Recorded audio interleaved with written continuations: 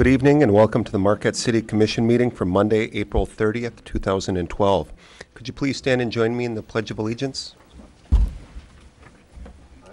Pledge allegiance to the flag of the United States of America and to the republic for which it stands, one nation, under God, indivisible, with liberty and justice for all. All right, thank you. Deputy City Clerk, could you please call roll? Thank you, Mayor. Commissioner Nemi? Here. Commissioner Ryan? Here. Commissioner St. Ange? Here. Commissioner Schneider? Here. Commissioner Stonehouse? Here. Mayor Pro Tem DePietro? Here. Mayor Keevala? Here. Commissioners, any changes to the agenda? Commissioner Ryan? I move the agenda be approved. We have a motion to approve tonight's agenda. Do we have a second? Commissioner Stonehouse? Second. All in favor, say yes. Yes. Yes. Opposed? Motion carries. Couple announcements. I'm going to read through our list of volunteer openings on committees and boards. We've got one opening on the Arts and Culture Advisory Committee, one opening on the Investment Advisory Board, 4 openings on the Local Officers Compensation Commission, 3 openings on the Parks and Rec Advisory Committee, 1 opening on Presque Isle Park Advisory Committee, and 2 openings on the Sister City Advisory Committee. And then also, there is a spaghetti fundraiser to help Marquette's K-9 unit fight crime in our area, and this is being sponsored by Vango's and The Point, and this is Monday, May 7th from 4 to 8 p.m. at Vango's. Cost is $7 per person, includes spaghetti, salad, and garlic bread. And again, the proceeds will go to help fund the 2 newest members of the K-9 unit, Frodo and Kay.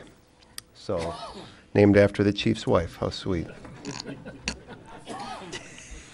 All right, that's all I have for announcements. We're going to get into our first agenda item, and that is a public hearing, 01 REZ 0412, 975 Lakeshore Boulevard rezoning request. City Clerk, do you want to read the background? Thank you, sir. Background: Kenneth and Susan Charland, owners of the property located at 975 Lakeshore Boulevard, have requested rezoning of their property from deferred development to multiple family residential. At their meeting of April 3, 2012, the Planning Commission reviewed the application, staff analysis, and passed the following motion. It was moved by S. Laurie, seconded by S. Penglaze, and unanimously carried that after conducting a public hearing and review of the application and staff file review analysis for 01 REZ 0412, the Planning Commission finds that the proposed rezoning is not consistent with the Community Master Plan and hereby recommends that the City Commission deny 01 REZ 0412 because it does not assure that a use compatible with the neighborhood will be made of the property. Per state law and the zoning ordinance, the City Commission must first hold a public hearing and make a decision on this case. At their meeting of April 9, 2012, the City Commission scheduled a public hearing for this evening. The Planning Commission has also been asked to have a representative present to answer any questions related to their recommendation. Fiscal effect: none by this action. Recommendation: following the public hearing, determine whether or not to rezone the property located at 975 Lakeshore Boulevard from deferred development to multiple family residential. Alternatives as determined by the Commission. All right, thank you. This is a public hearing, so if there's anyone wishing to address the Commission on this action, I would invite you to the lectern, and if you could, please give your name and physical address for the record.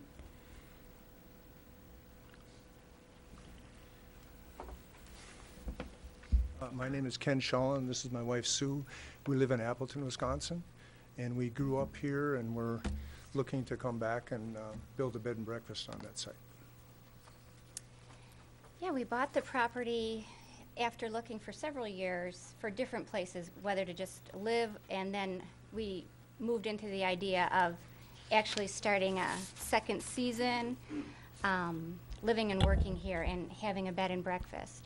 We're from Marquette. We're both NMU grads. I'm a nursing student, or yeah, not anymore, but I'm a RN from Northern's program.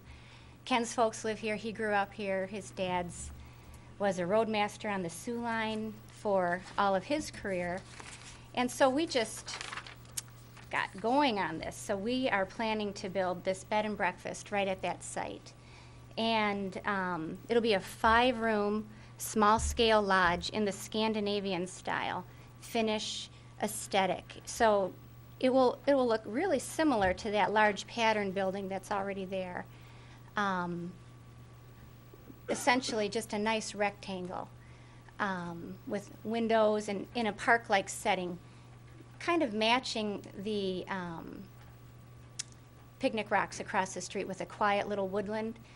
So we see this as very nice and a break from the high-density residential dwellings and condo developments that are moving along the streetscape of Lakeshore Boulevard.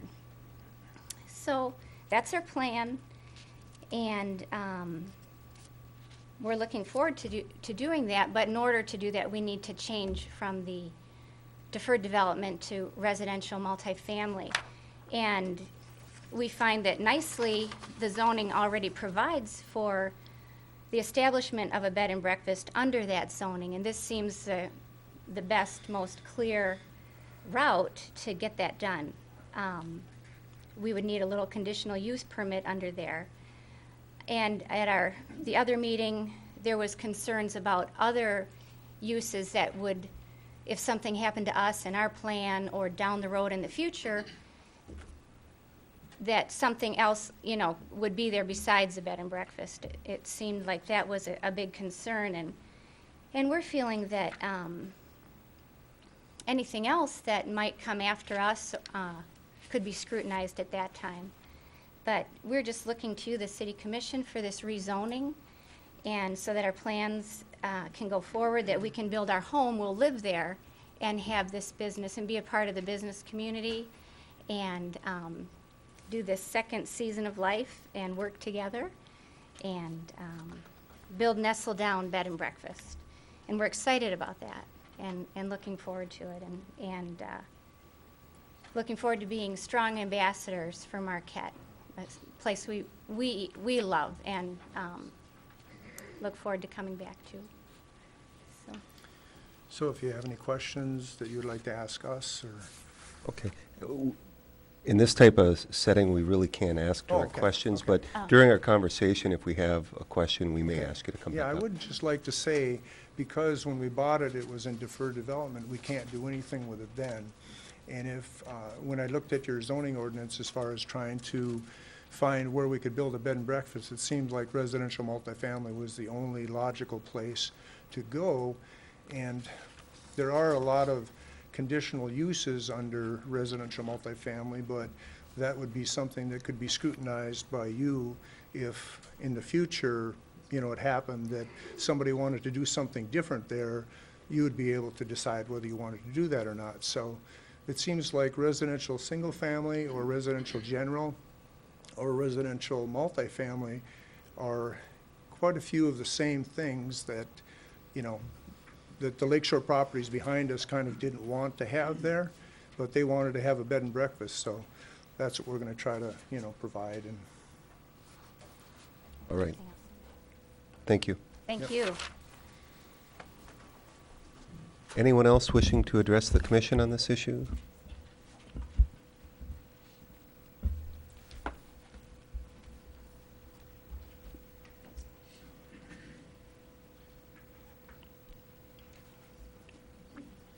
Frank Jeff Verito, 350 East Ridge, Marquette. These are my opinions. Tonight begins the 5th or 6th chapter of a sordid tale surrounding the Lakeshore site, starting in 1998 with the dream of two 15-story towers, approved at 12 stories. In Phase 1, the old buildings next door to the parcel under review tonight were to be renovated into art galleries, eateries, and apartments. Then came the sale of 2 acres in the northwest corner, at which time the selfish developer was accused of not proposing a wide enough buffer. This board was told ahead of time to study the impact by looking at the site plan. Plain as day, this buffer is not adequate. Next came plans for a bed and breakfast in the old pattern building that stands in the center of the property under review tonight, in addition to an adjacent acre that was broken off and sold separately. And now this proposal. No wonder we have a hodgepodge over there. A hodgepodge that tonight's rezoning hearing might threaten to exacerbate. Several times I've urged the commission to discuss the importance of preserving the northeast corner of Lakeshore site and providing adequate setback requirements from the boulevard. Please visualize how the impact of homes or a lodge or whatever built up to the minimum setback would affect the scenic drive, much less rezoned multifamily dwellings. Plaguing the record on Lakeshore site is the Commission's history of ignoring critical advice at every stage of the game, including on the parcel under discussion tonight.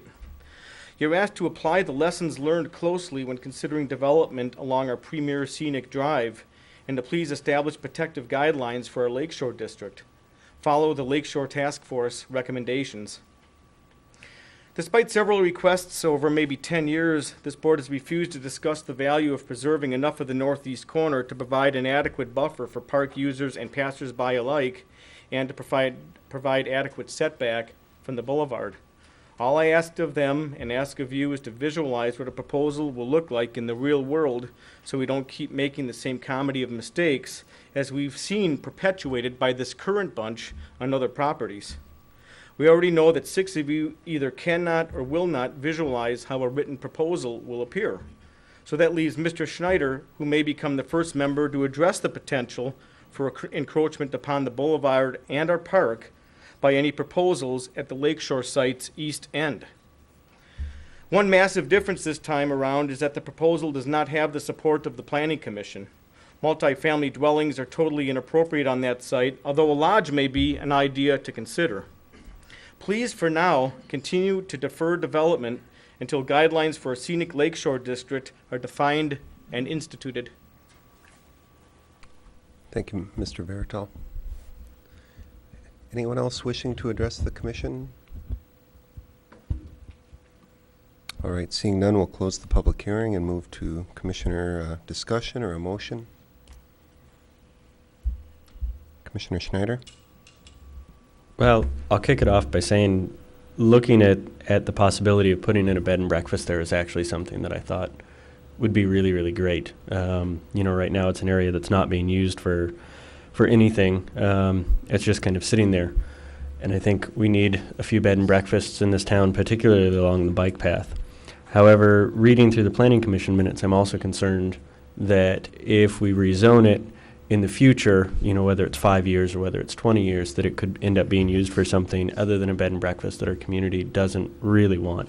And I kind of concur with Mr. Verito's statements about, I would like to see it fit within a main plan, but I also don't want to do that to the property owners and hold them up, if they're really doing something that's going to benefit our community.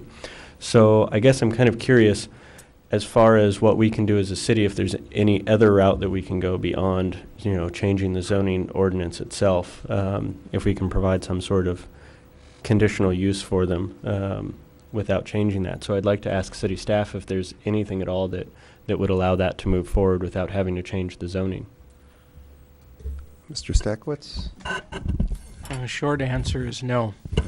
In order to do a bed and breakfast that is found as a conditional use in the multiple family district, particularly one of the type of density and character that they would like to do. The Planning Commission did mention conditional rezoning. However, the Planning Commission actually did err with that, and then that cannot be requested by a municipality. That's a very complex issue, and it also would be for the same thing that is being proposed that's already allowed as a conditional use in the RM zoning district. So short answer is not without changing the zoning. Okay. Commissioner Ryan? I'd like to follow up on that, but because, I read the Planning Commission minutes, and I don't understand this conditional zoning, why we can't do it if it's something that is now available. It can be done, but it cannot be done by the municipality. I don't have the statute in front of me to quote, but in a general, breakdown of the statute itself, what it says is that a person may offer a municipality conditions to a rezoning of land. And once they offer those conditions of rezoning to a municipality, it has to be in writing. And at that point in time, when the municipality looks at it, they can't offer any changes. They can't make any tweaks to it. You can't bargain away any of those rights. What you receive in writing is what is considered for approval, and that has not happened in this case. Even with literal interpretation of that statute, city staff can't sit down with an applicant because we are representatives of the city. We can't sit down with them and say, you know, it'd be great if you moved the building here, or perhaps you'd stand a better chance if you moved the shrubbery here. It was something that many, over the course of time in the state of Michigan, contract rezoning was always considered illegal. Many municipalities would end up bargaining away their legislative power to rezone land. So the legislature thought that they could write some descriptive language that would kind of protect a municipality and prevent them from bargaining away their land. Thus, really all it is a reactionary clause in the zoning statute that only permits you to react to things that are brought forth to you. And in this case, we have nothing to react on yet. And a little bit of history for the city, just to let you know where we're at with that. We did look at that in 2006 and considered putting it in the zoning ordinance and went through a community exercise. So that way, if it was in the zoning ordinance, people would understand that it could be an option, but for whatever reason, that it didn't move forward. Well, with all due respect, because I know you're doing your job and you do it very well, but to me that just sounds like blah blah. I have to be honest. Here, we're talking about scenic looking. Here we have a semi-abandoned building, which is sitting on one of our nice streets, and someone wants to tear it down and build something nice, and we can't find a way to do that.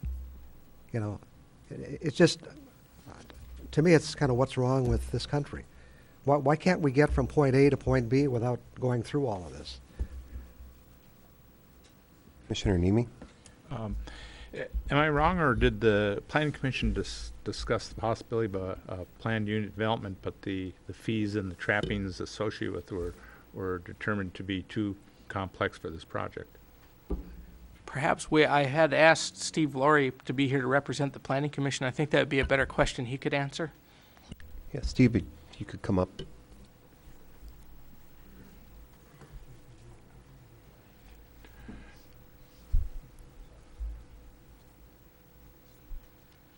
Steve Laurie, 1813 Woodland, representing the Marquette City Planning Commission. The Planning Commission overall was in favor of the proposed project, but a rezoning can't be tied to a specific project as such. And it was the concerns that once rezoned, that's a permanent change that goes with the property, and we couldn't tie it to that. So there were three options that were looked at as possibilities for getting to that end project. One was the rezoning that's requested, and that, as simple as the process might be, I guess simplest of all, but still complicated, did not guarantee the project. Some type of group home or fraternity house or whatever could eventually end up there instead. So that was why the Planning Commission rejected that idea.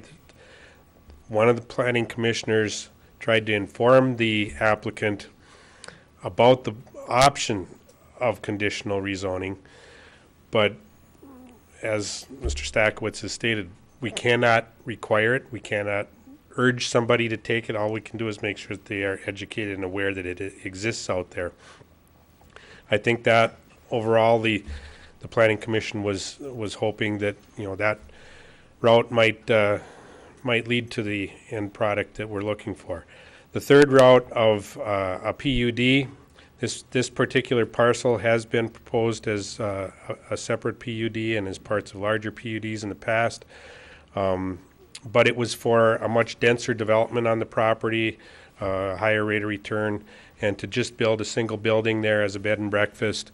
The length of time involved in going through a PUD process for that did not seem like it would probably yield a reasonable rate of return for the effort invested. So we voted to deny the rezoning, but still we're in favor of the project and hope that another option would present itself to realize that end result.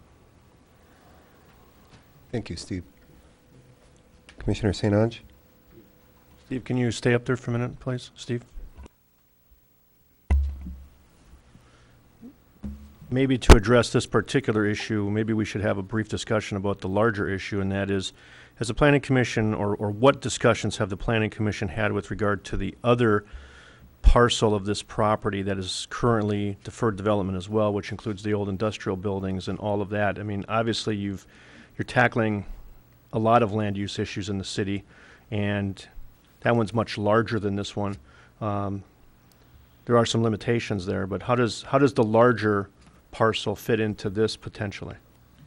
Well, there have been no recent in-depth discussions of that. We did ask whether it was under the same ownership as some of the other adjacent parcels and whether there was any possibility of tying it all together. But after the original PUD that encompassed all of that property failed and wasn't completed and the splits occurred, it's almost impossible to put it back together and get one overriding PUD at this point. And so we did not really try to tie that to any of the adjacent parcels, which are under different ownership.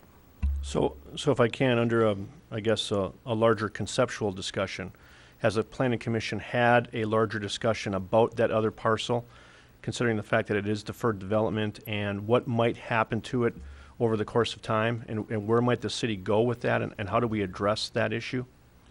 Not in the 3+ years that I've been on there.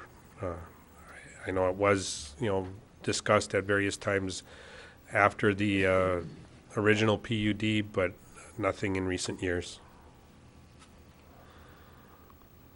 Thank you. All right. Thank you, Steve. Commissioner Schneider? From everything that I'm hearing, to me, this project is something that I think would be great to move forward. But the conditional use zoning is really kind of where it sounds is more appropriate for this project to be able to move forward. If it takes zoning to do that, I would be willing to make the motion on that in the future, not necessarily at this meeting. I would like to see if a proposal were ever to come forward on conditional use that is agreeable to the city, so that that piece of property gets used in the best way and is not necessarily transferable in the future as a multifamily zoned area.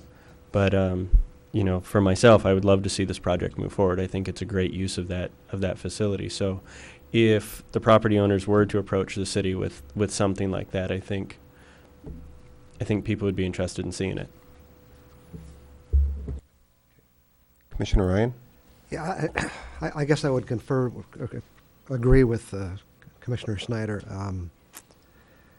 It's unfortunate the system works this way. I just don't get it. Why can't we sit down and work this out? And I know we don't write all the rules, but it just seems common sense that we could sit down and make this work. But here we sit, and I understand, the issue with the adjacent residents, is once you open it up to any kind of multifamily zoning, almost anything in the multifamily category could be built there, which could have, an impact on that neighborhood. So I would very much like to see this bed and breakfast built there. I don't know how we get there. Commissioner Stonehouse? I do know how to get there. I will make the motion to rezone the property at 975 Lakeshore Boulevard from deferred development to multiple family residential. We have a motion. Do we have support? I'll support for discussion. All right. We have a second. Well, in looking at the issue and looking at all of the property that's around that particular piece of property, it's all multifamily. And it's all multifamily residential, whether it be at Lakeshore Place or whether it be 250 feet down the street at either another set of condos or another set of apartments. So I think that's a thoroughly reasonable use of that piece of property. To concern yourself with what might happen, maybe when, if, could be, someday, maybe, I don't think is a rational way to look at this particular issue. While it might be, in an esoteric world, a better way to do it with the conditional use permit, I think under this particular circumstance, and as explained by Mr. Stakowitz, it is not a reasonable method to proceed with at this point. So, again, from my perspective, this is a very good thing to do. It provides an opportunity to reuse a piece of property that has sat vacant for 30 years. And though there's been different schemes on that property, none of them have come close to fruition. So I think this is a good way to get it back into commerce. Thank you. Thank you. Commissioner St. Ange? Thank you, Your Honor. This is a frustrating situation, to say the least. I concur with a lot of what Commissioner Stonehouse has mentioned. It seems to me that sometimes we are at the mercy of our own rules. But again, as I tried to bring out a few moments ago with my questions, with regard to the larger parcel, which I would be more concerned with, how do we get out of this dilemma of deferred development with a piece of property that I think most of us would probably argue is certainly an eyesore, and any kind of improvement would be beneficial. It's difficult. I'd like to see some assurances going forward. I certainly respect the opinions of the neighboring homeowners association with regard to what might happen there. Again, I seconded the motion merely to promote a little bit more conversation, because I think issues like this warrant a little bit more chatter from everybody up here with regard to some of the options going forward. Just not really sure. One of my thoughts was, and maybe I'm way out of line, but and maybe we can't do this for a variety of other legal reasons, but it seemed to me that if we could pursue this development through some kind of structured developers agreement, it might give us the assurances we need going forward with regard to how it's going to be used, how it's going to be built, those types of issues. And whether that gets construed through perhaps maybe, again, I don't know if it's available, but maybe a brownfield plan or some other course of action where a developer's agreement could be developed to guide the construction and ultimate use of this property. That would be an innovative solution to the simple black and white issue that we can't get around the rule. And maybe we shouldn't get around the rule at the end of the day, but if we don't do something here, we could get another offer next month and under the deferred development scheme, again, not have any reasonable assurances going forward. So how do you break the cycle? So I don't have a solution, but I'd be very curious to see what everybody else seems to think. Thank you. Commissioner Ryan? Dennis, could you explain what, if we were to rezone this property, what kind of uses that opens it up to? I mean, it sounds very benign, multifamily, but obviously it's more than that. I believe the main concern, that there are a number of things that could be used. If it was rezoned to multifamily, you could see a single-family home. Some of your conditional uses are churches, schools, things that you're not uncommon to residential areas. I believe the biggest sticking point for the public at the meeting was if it were to become a fraternity, or if it were to become a multifamily residential apartment for students, for lack of a better term for that, and concern for upkeep of the property if either one of those situations arise. So, there are those two elements right there. Typically, if they bought it and said they're going to do a bed and breakfast, you're right, you don't have any insurances, and the public recognize that, hey, what's to prevent someone from us having the next apartment complex there that's close to the university or the fraternity? And I believe Planning Commission held discussion about conditional uses. All of those uses are conditionals, and what that means is that subsequent to a rezoning, an applicant or a property owner has to come before the Planning Commission and say, this is what I'm going to do with this property, and the Planning Commission does an administrative check to make sure conditions are met, so the conditional use that they're doing is not harmful to the surrounding property. Just one other question. If we take action on this tonight, does that put some other rule in force that we cannot consider this at some other date? I mean, If I may, if you deny this motion tonight, it will put a 6-month stay on the homeowner's or the property owner's request, and they would not be able to ask that it be rezoned again or take other action for 6 months. If you do not deny the motion and you table it or do something else to put that decision off, you leave those options open to take some other action or rezone it at a later time. I would like to urge the maker of the motion to withdraw his motion, if that's appropriate. Certainly can withdraw a motion. It's not his motion anymore once it's on the floor and seconded. What I would suggest is that you table the motion so that you can consider other options rather than withdrawing it. I would move we table the motion. Do we have a I'll second? support that. Okay, at that point, there can be no more discussion on the motion, correct? Correct. Any comments before we call the vote to table? You can't. Oh, that's right. You can't at this point, sir. So I'll call the question. All in favor of tabling the motion, say yes. Yes. Yes. Opposed? No. Okay. Motion to table, so we will look at some options to go forward. So. All right. Next up, we've got a presentation from Traffic Parking Advisory Committee. The chair, Perry Lang, is here. Welcome, Perry. For those of you that don't, excuse me, that don't know me, I'm Perry Lang, 26 Elder Drive, the present chair of the Harbor, or not Harbor, was on the Harbor Committee, the Parking and Traffic Committee. The Parking and Traffic Committee consists of, I'm sorry, I have a frog in my throat. Right now, we have 8 members, including the liaison from the city police department, Captain Rebolt.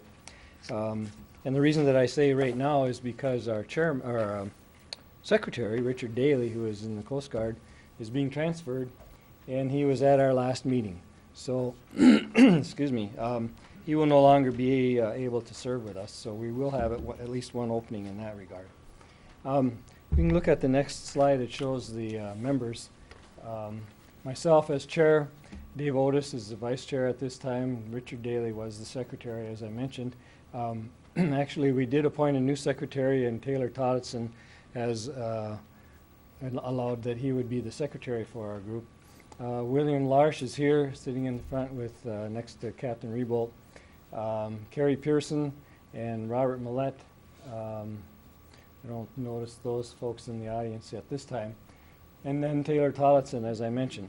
The next slide will indicate that the mission of the commission, or the committee rather, was established in June 13th of 1978 by the commission action. It represents the residents and businesses of the city of Marquette, and our mission is to advise the city commission on matters relating to parking and traffic flows and patterns, where we ought to put signage.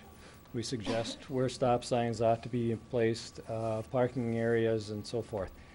We conduct 12 meetings a year, once every month, on the third Tuesday of the month at 5 in the afternoon. Due to the lack of agenda items, 3 meetings were canceled in 2011. However, there have been none canceled so far in 2012.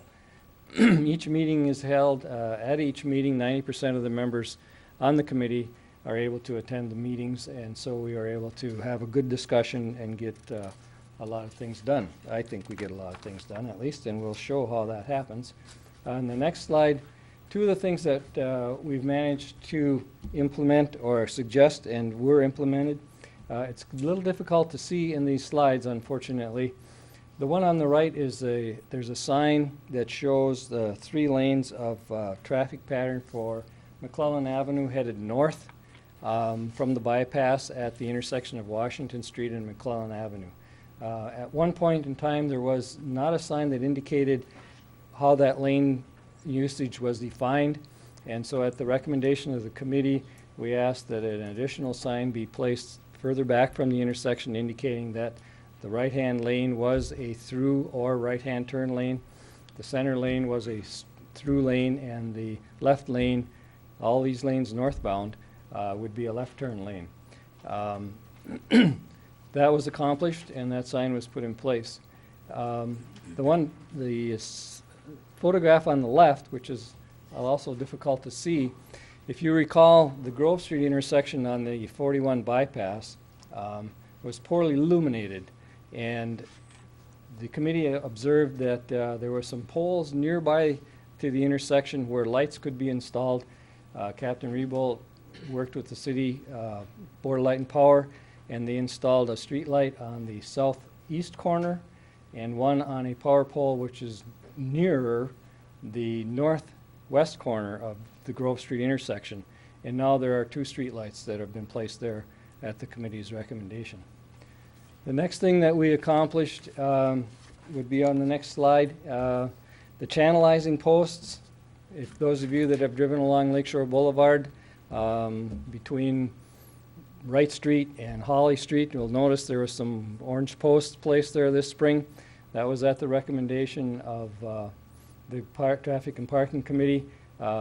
Kerry Pearson brought that to the committee's attention, and we looked at a variety of solutions to that problem where you have the traffic very close to the bike path, and there's no curbing or anything to differentiate between the traffic patterns and where the bike path actually was. So through the discussion, we came up with this channelizing idea, which are posts that can be placed in the roadway, at the edge of the roadway, separating the bike path from the road. And in the fall, they can be removed, and the road can be plowed, and in the spring, they can be replaced again, so that people have a good idea the proximity of the bike path to the roadway in that regard. Unfortunately, when the street was remarked last summer, I discovered that we suggested that the lakeside lane be, or should I say the center line of the road be offset to favor the lakeside, so that the lakeside lane was narrower than the bike path side lane. But they put the paint on the wrong side of the center line of the street. They didn't put it down the center of the street. They put it on the bike path side of the center line, therefore making the bike path lane about 18 inches narrower than the lane on the lakeside, which is just the inverse of what we would prefer to have happen. Because we tried to get a little more space between the pavement and the bike path, but it didn't work out that way. In any case, the channelizers are doing a great job defining that separation, I think. The other part of that project was when the Allison Trestle was repainted last summer, they routed traffic around the west side of the arch that goes over the roadway. And if you recall, they had removed the fence, traffic went around the west side of that, and then when they were done painting, they put it back. At our suggestion, we asked if they could leave space between their fence and the west side of the trestle to allow the bike path to be moved from the pavement edge on inside the archway to the back side of the trestle or the west side of the trestle, therefore separating the bike path from the roadway. And the Allison has allowed that they would like to do that. The only thing that we need to do now is get some pavement put down there sometime this summer, and we will then see the bike path moved away from the roadway at that intersection or at that point on the road as well. So that's one of the other things that we accomplished in last year or so. The pending agenda items that are still on our discussion, turn signals, left turn lane light signals, if you will, signal lights at Washington and McClellan. I think probably everybody in the House has sat there at least 2 or 3 cycles waiting to make a left turn at one direction or another on that intersection, either turning north onto McClellan, being eastbound on Washington, or trying to turn south onto McClellan, going westbound on Washington, is a challenge. And you can sit there at certain times of the day, noontime, in the morning, early morning, and especially at 5 o'clock. Our little old town does have gridlock at times, it seems, and you spend a lot of time sitting at that intersection. We would like to, and we are lobbying for left turn signal lights being placed in that intersection. Yes, we realize that it's going to make that intersection delayed longer for people that want to go straight, but I think another 30 seconds out of your life isn't going to be life-threatening. In any case, that's one of the things we're working on.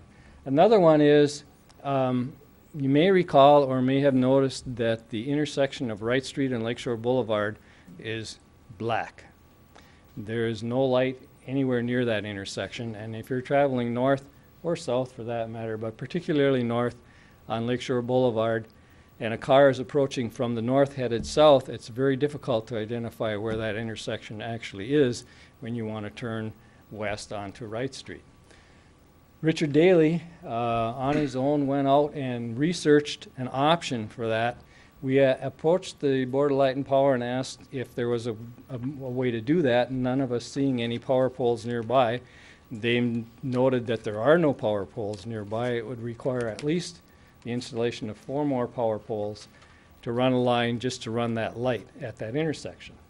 So Richard Daly went out and researched it and discovered that there is a solar-powered street light on the market, talked to the company and got a price, and discovered that the cost of the original installation of a solar-powered street light at that intersection would be about the same as running the power lines, but from that point on the cost is 0 because you don't have to pay for the electricity. The light will run for almost 5 days without being recharged. So if you had total darkness for 5 days, the street light would still work. And if we had total darkness for 5 days, we might be in bigger trouble than that anyway. So anyway, that is an option. It's been presented to the Public Works Department, and hopefully that can get funded so that it gets in place possibly even this year somehow. It's a rather difficult intersection, no matter which direction you're headed, when after dark, especially if other oncoming traffic is facing you, to find out exactly where that corner is. And if you have bicyclists and so forth, and joggers sometimes at night using that same space, it could be a bit of a problem. So those are 2 things that we're working on. Another thing that we're working on is redesigning the lane designations as you come out of the high school parking lot on the where College Avenue intersects Lincoln Avenue, coming out of the high school parking lot area. In the summertime it's usually blocked, but during the school year it's open for traffic to come and go.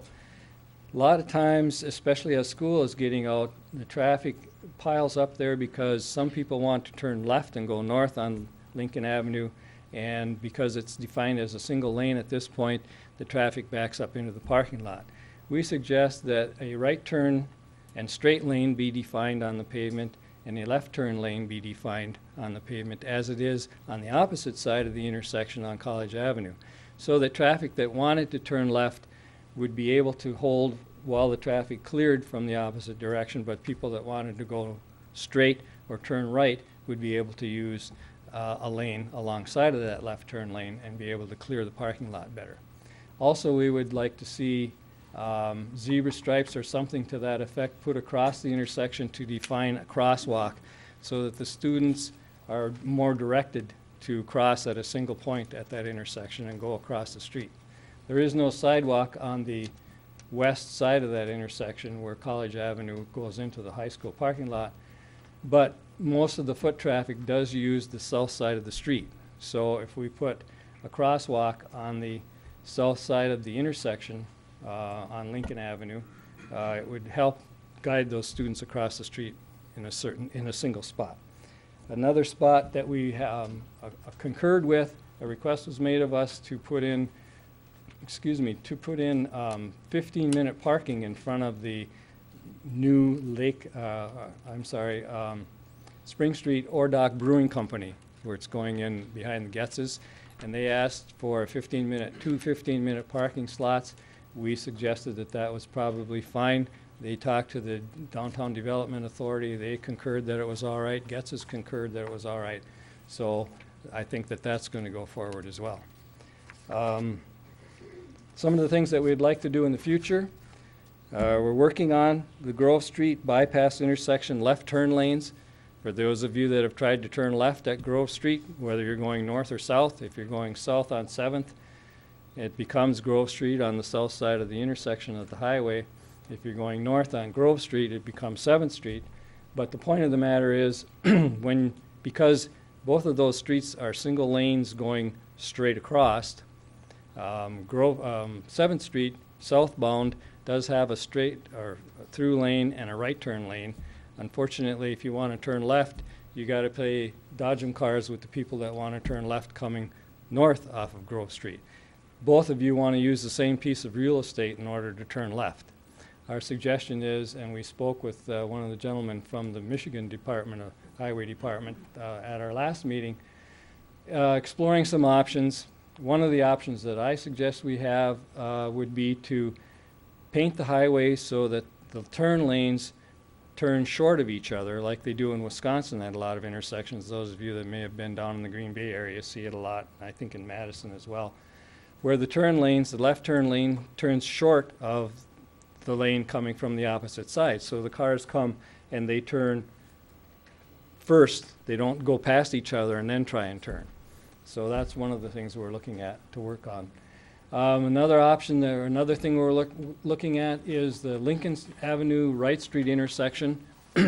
Another spot where you can spend a lot of time out of your day trying to turn left, particularly on Lincoln Avenue west onto Wright Street, or Wright Street west onto Lincoln Avenue, or south rather onto Lincoln Avenue. If we put a three-way stop in that area, I suspect that the traffic flow would be improved and people would be able to turn left at a much sooner time. I understand that a quarter of a mile away you're going to have McClellan Street entering Wright Street, so there will be two traffic controls within a short distance of each other, but geez, we do that all the time, 7 stoplights between McClellan Street and Front Street, so that I think is not an unreasonable thing. Washington Street, McClellan Street intersection left turns, that's one of my pet projects. I think that the light thing is significant, a left turn light, but also I think that the laneage usage could be modified a little bit as well. So we're working on that one.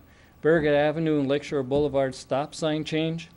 If you notice, traveling east on Barragate Avenue, you come down the hill off of Front Street, and Lakeshore Boulevard is the intersection at the bottom of the hill. There is actually a three-way stop there. Unfortunately, nobody understands that it's a three-way stop because one of the stops is coming out of Dockside Marine. The other two are north and southbound on Lakeshore Boulevard. So when you come down Barragate Avenue, it looks like you ought to stop, but you don't need to. But everybody that's sitting on Lakeshore Boulevard thinks that maybe you will, but they have to wait and decide whether you actually are going to or not. We suggest that that be changed so that it's all-way stop, probably, so that the people coming down Lakeshore Boulevard, or Barragate Avenue, I'm sorry, the inclination is to stop anyway, so why don't we just make it so? The other one that we're working on, again, is the solar light at Lakeshore Boulevard and Wright Street. So those are the things that we've been working on in the last few months. If you have any other questions or comments, thank you. Commissioner Schneider? I'll keep my comments brief, although I actually have a lot of questions for you. Perry, thank you very much for your service and your obvious dedication to this, you and to the rest of the board. I think that it's really interesting that we have something else on our agenda that brings a lot of cyclists into our community at the same time that we're talking about parking and traffic. And I'm curious, are there any positions available on the board? Are there any vacancies? There is one for sure, Okay. to take Richard Daly's position. And if I could just get a quick showing of hands, how many people are bicycle primary commuters or would like to be? Okay. Not actually as many as I thought. For those cyclists in the community, it would probably be a really good idea to get involved in the traffic and parking advisory board. Be a great way to get involved in the community. Yeah. Thank you very much again for your presentation. You're welcome. I might add, just real quickly, we do have one member on the board who is a student at Northern. Tollitson is a student at Northern, and he's been recently appointed to the board, so we're looking forward to that younger perspective as well. Okay. Commissioner Nemi? Thank you, Your Honor. What is the estimated cost of the solar light for Lakeshore Boulevard? About $4,500. Commissioner DePietro? Thank you, Your Honor. Those are some pretty good highlights that you put out there.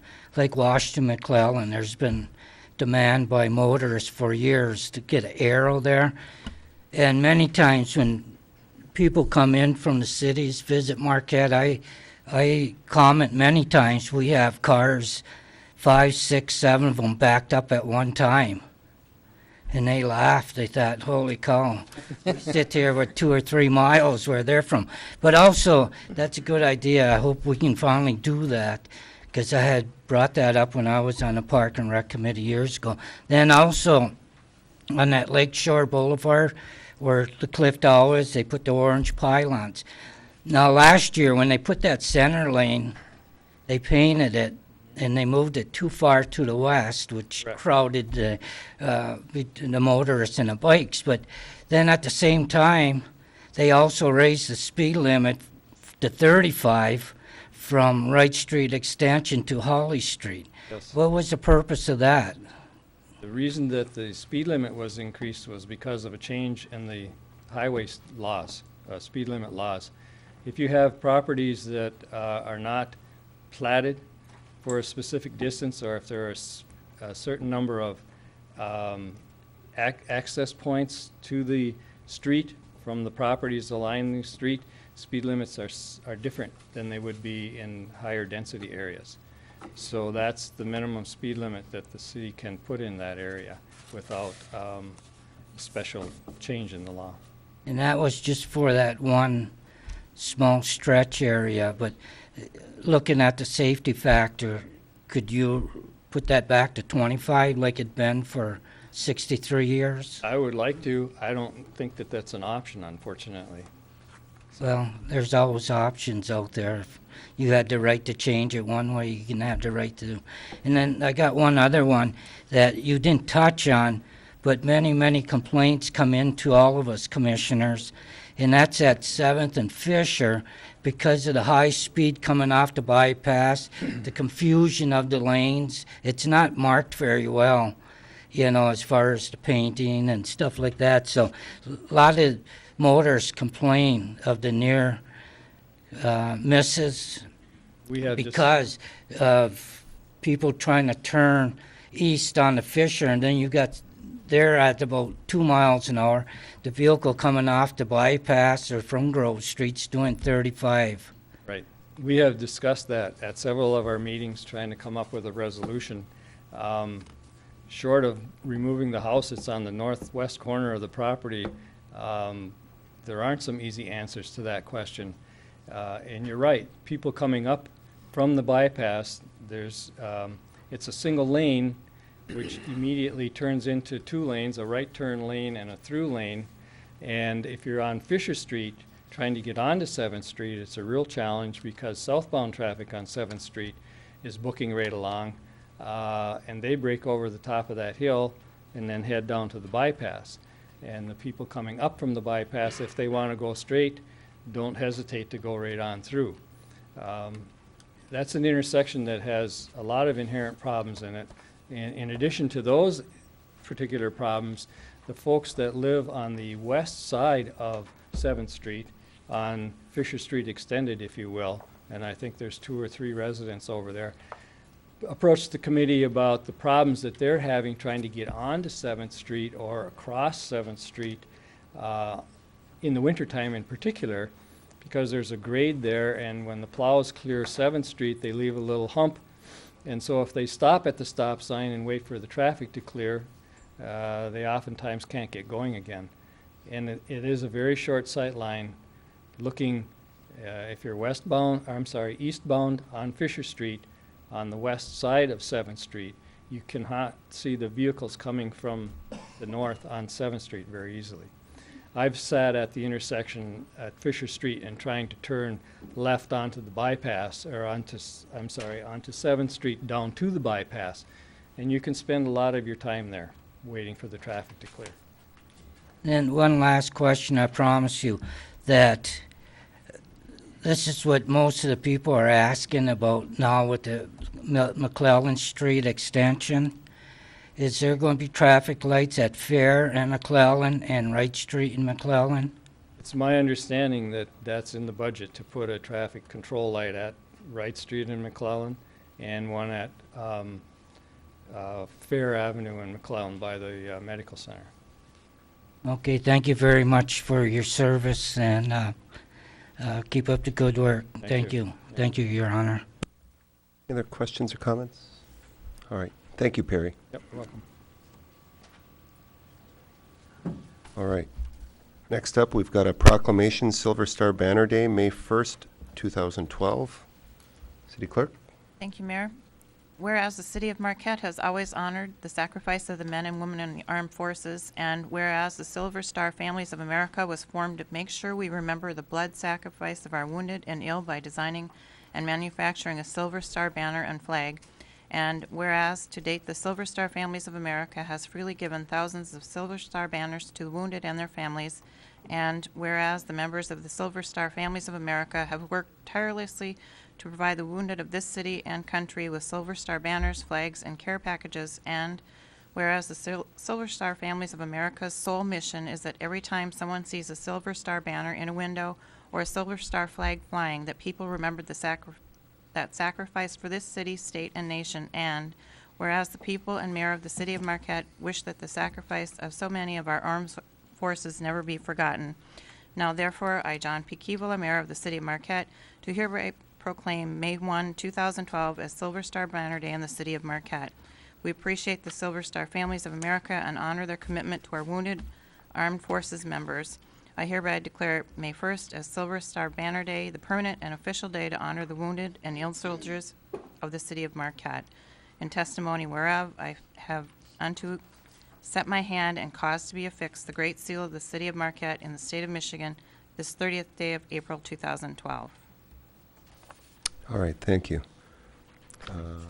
Another proclamation, number 4, Arbor Day, May 3rd, 2012. Thank you, sir. Whereas the first Arbor Day celebration was held on April 10th, 1872, through the efforts of J. Sterling Morton, who realized that trees beautify the countryside and help reduce the erosion of precious topsoil, and whereas trees in our communities improve environmental quality, increase property values, enhance the economic vitality of business areas, and improve our quality of life, and whereas the city of Marquette has recognized the value of trees in our community and has adopted the U.S. Mayor's Climate Protection Agreement, which promotes urban forest restoration projects, and whereas as a result of Marquette's effort to improve our community forest, the city has been named a Tree City USA for 31 consecutive years, and whereas residents and staff of the Great Lakes Recovery Center will assist city personnel with the planting of 1 golden raindrops flowering crab, 1 Norway spruce, and 3 Austrian pine trees on city rights-of-way adjacent to their facility at 241 Wright Street at 10 a.m. on Thursday, May 3rd. Now therefore I, John P. Keevala, mayor of the city of Marquette, do hereby proclaim Thursday, May 3rd, 2012 as Arbor Day in the city of Marquette, and urge all citizens to plant trees to gladden the heart and promote the well-being of this and future generations. Dated this 30th day of April, 2012. All right, thank you. 2 more to go. Chris, you're doing good. Number 5, proclamation, Public Service Recognition Week, May 6th through 12th, 2012. Thank you, Mayor. Whereas Americans are served every single day by public servants at the federal, state, county, and city levels, and whereas 50 years ago, President John F. Kennedy declared public services as a proud and lively career, and whereas Public Service Recognition Week was created in 1985 as a way to honor the men and women who serve our nation as federal, state, county, and local government employees and help ensure that the United States government is the best in the world, and whereas public service employees at every level of government provide essential services, solve and prevent serious problems, help ensure the public safety and security, advances the public good, and whereas public employees take not only jobs but oaths and strive each day to serve with efficiency and integrity, and whereas many public servants, including police officers, firefighters, and others risk their lives daily, each day in service to the people of the city of Marquette.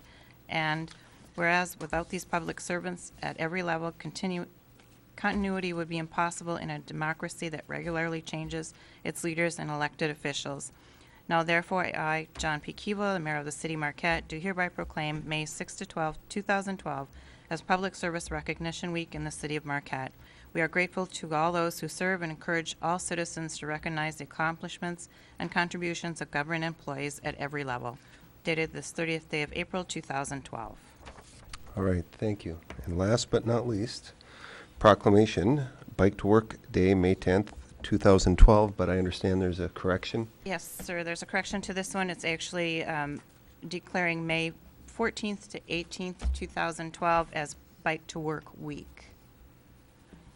Whereas millions of Americans engage in cycling because it is a viable and environmentally sound form of transportation and an excellent form of physical fitness, and whereas Bike to Work Week helps to increase public awareness of bicycling, educate the community about the benefits of bicycling for transportation purposes, and encourages people to try bicycle commuting, and whereas there is a need to promote alternative forms of transportation such as walking and bicycling in order to reduce pollution, reduce America's dependence on fossil fuels, and improve the health and well-being of all people, and whereas increasing the number of bicycling lanes, paths, storage facilities, and traffic calming measures will help the city ease automobile traffic congestion, encourage a healthy lifestyle for residents. Now therefore, I, John P. Keeble, mayor of the city of Marquette, hereby declare May 14th to 18th, 2012 as Bike to Work Week. The city of Marquette furthermore encourages all citizens to recognize the importance of sharing our streets with cyclists and encourages citizens to participate in cycling activities to whatever extent possible during this week, including cycling to work. Dated this 30th day of April, 2012. All right, thank you. Next up, we've got boards and committees. We've got one appointment, and that's Weston Pernsteiner for the Downtown Development Authority. Commissioner Stonehouse? I motion to appoint Western Pernsteiner to the Downtown Development Authority. Thank you. Do we have support? I'll support the motion. Commissioner Ryan supports. Any comments, Commissioner Stonehouse? Only a good man who would do a good job. Thank you. Commissioner Ryan? I only note that typically we put a date on, and this one doesn't have a date, so I don't know if that's an issue, but Yeah. Well, it can only be for this term. I'm not sure Whatever the what the term dates is. are either. But right. Okay. Any other comments? All in favor, say yes. Yeah. Yes. Yes. Opposed? Then we have two reappointments. Sean Wagner, Harbor Advisory Committee for a term ending 6/1/15, and Marla McEnany, I believe, Presque Isle Park Advisory Committee for a term ending 4/1/15. Commissioner Schneider? Yeah, I motion that we accept the reappointments as read by the mayor. You have support? Commissioner DePietro supports. Commissioner Schneider, any comments? Always happy to see citizens stay involved in our community. Thank you. Commissioner DePietro? I feel the same way. Thank you very much. All right, and I will just thank these members for their service as well. All in favor, say yes. Yes. Yes. Opposed? All right, next up is public comment. Comments may not exceed 3 minutes per person. Citizens may reserve time to speak on agenda items. This may result in the item being moved up on the agenda at the mayor's discretion. And if you could give your name and physical address for the record. My name is Daniel Mead from the law firm of Grable and Mead. Represent the NTN. Physical address is 150 High Point Court. Reserve public comment for agenda item number 10 to be specifically addressed at that time. All right, thank you. My name is Lyle Vanderscaff, 235 here on Woods Drive. I would also like to reserve time to speak on agenda item 10. All right.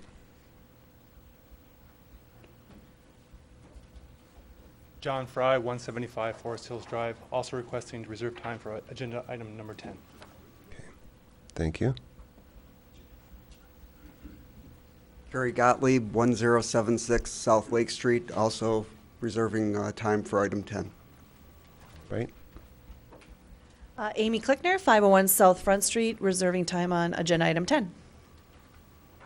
Thank you, Amy.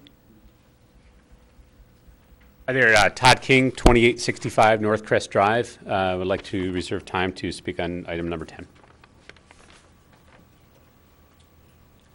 Bob Kimbenzi, 306 North 6th Street, item 10.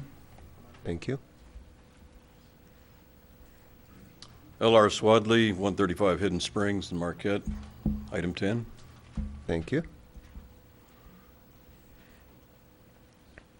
Michael Sauer, 2373 West Fair Avenue, reserving time to speak on agenda item number 10. And Your Honor, given the interest, I was wondering if you would consider moving this up in the agenda. Yeah, I think we've got enough interest to warrant that. Yeah, Tuma 710 Cherry Creek Road, item 10. Ruth Solinsky, 721 West College, item 10.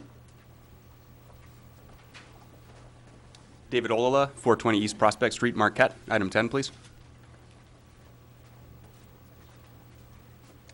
Wendy Fry, 175 Forest Hills Drive, item 10. Thank you. Sean Hyman, 2831 Westview Drive, item 10, please. Thank you.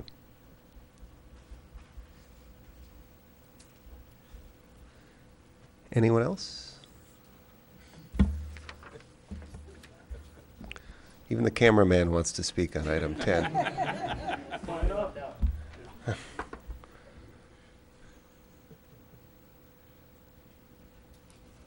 Frank Jeff Verito, 350 East Ridge, Marquette, to speak on items 10 and 11.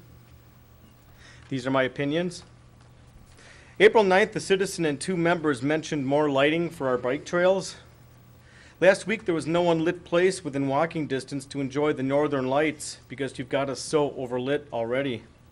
Just because a crime may be committed or certain people are afraid of the dark doesn't justify ruining the tranquility of a resource. The way you've overlit our trails, all we can see at night is the trail and the brightness. Ironically, you can see more without the lights and better enjoy the surroundings. Some of us appreciate the darkness.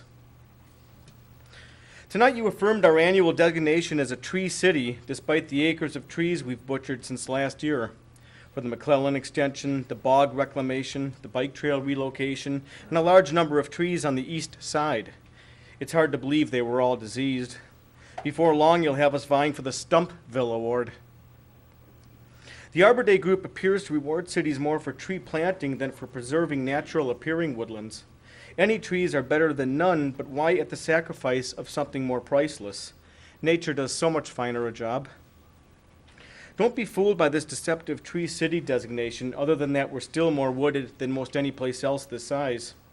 What's bothersome is your habit of accepting praise that you're not entitled to. A prime example is your waterfront safety task force in a situation where 6 of you ought to be explaining your alleged negligence in court. See, you'd rather discuss chickens. Allow them, so long as they don't bother anyone. The trouble is your strange sense of priority. You're not handling the more important issues affecting a greater number of residents, such as those mentioned March 26th by Mr. Schneider. Loud engines, car stereos, and barking dogs. Add this to pedestrian safety and signage and critical slopes ordinances, the latter of which remains an open agenda item. Establishing decent guidelines for a lakeshore district affects many times the citizens than chickens. Even tonight's public hearing was pertinent. How much of the last 14 years at Lakeshore site are you aware of? The record reeks of dirty politics and officials who made their minds up ahead of the public process.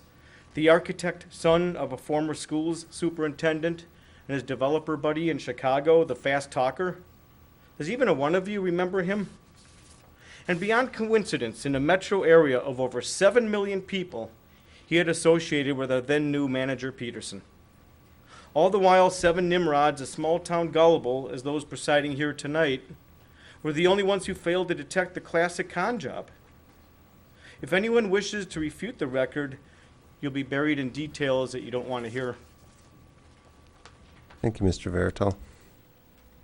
Anyone else wishing to address the commission?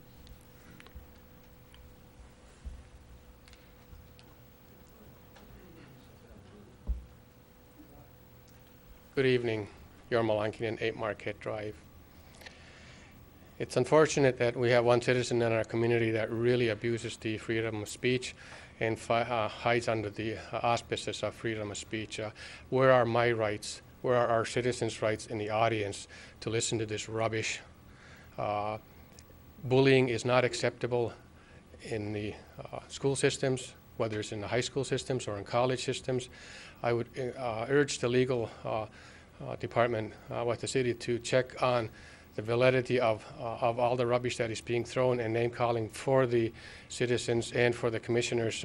I look at this as complete bullying, and it's not acceptable in any format. And why is it acceptable in the city chambers? Thank you. Thank you, Mr. Lankinen. Please, folks. Lynn Loxo, 1509 Birch Avenue here in Marquette. I'm also the chairperson of the Parks and Rec Advisory Board. And unlike everybody else, I'd like to reserve time to speak on item number 9. Are you sure? All right. Thank you, Lynn. Anyone else wishing to address the commission? Okay, seeing none, we'll close public comment. We're going to get the consent agenda out of the way, and then we will get into new business. So, City Clerk, do you want to read the 4 items on the consent agenda?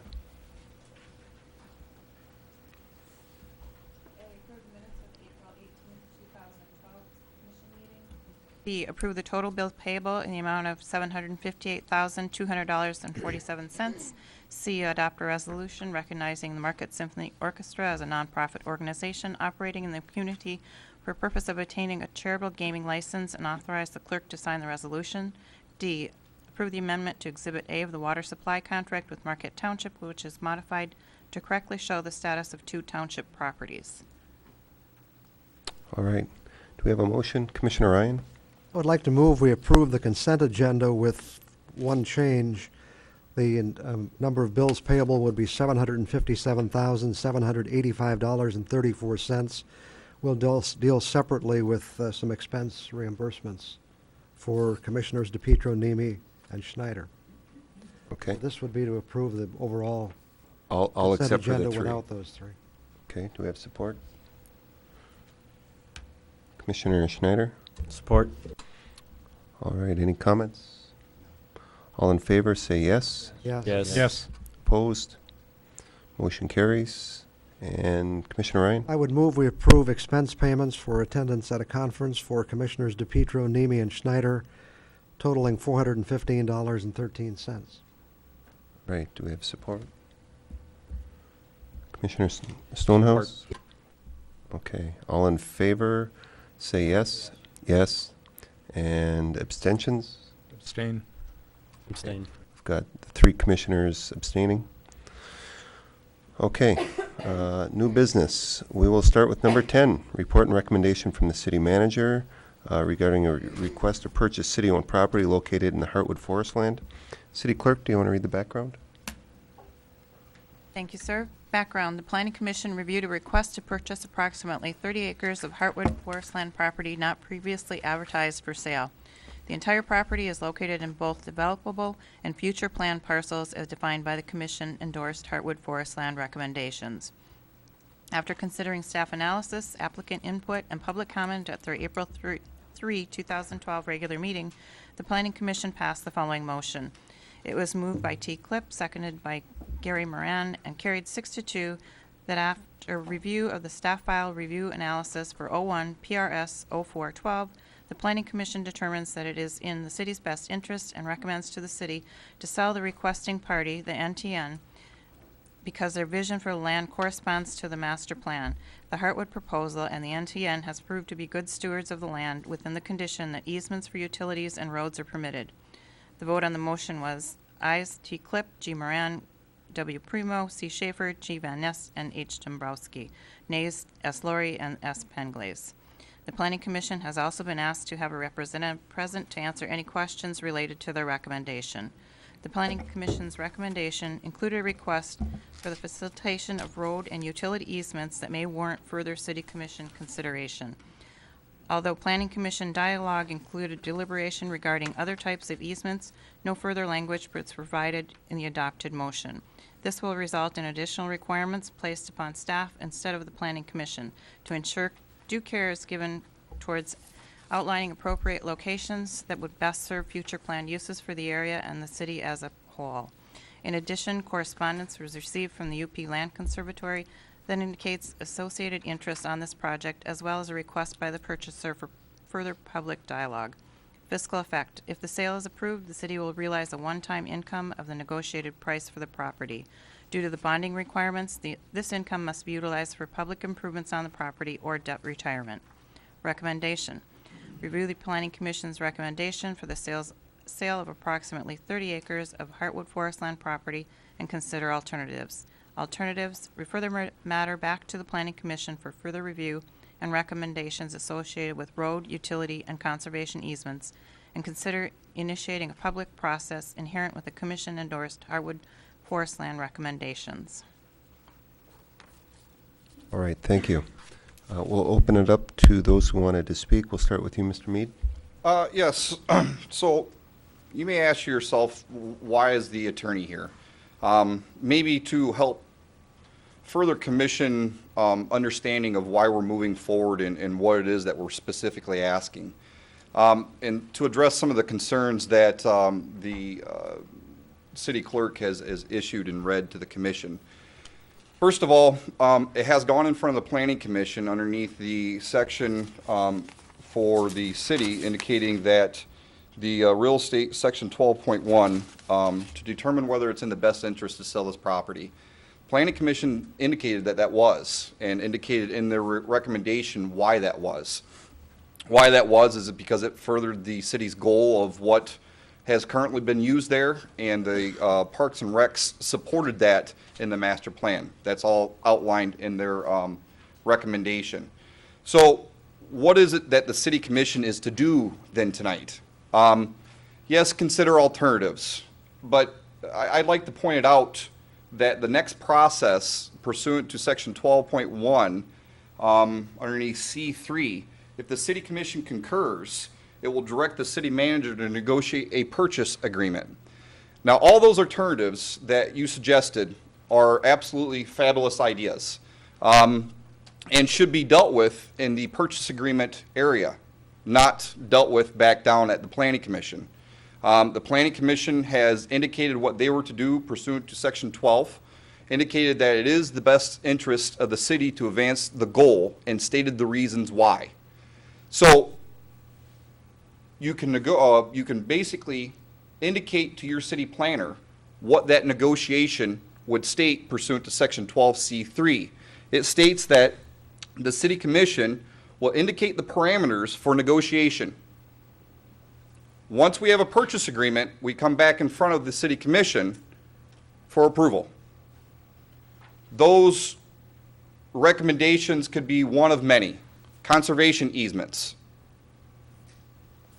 Easements in general. And as your city attorney will gladly point out to you, we will take that property, if sold, as a matter of law, the easements that are currently stated are already of record at the Marquette County Register of Deeds.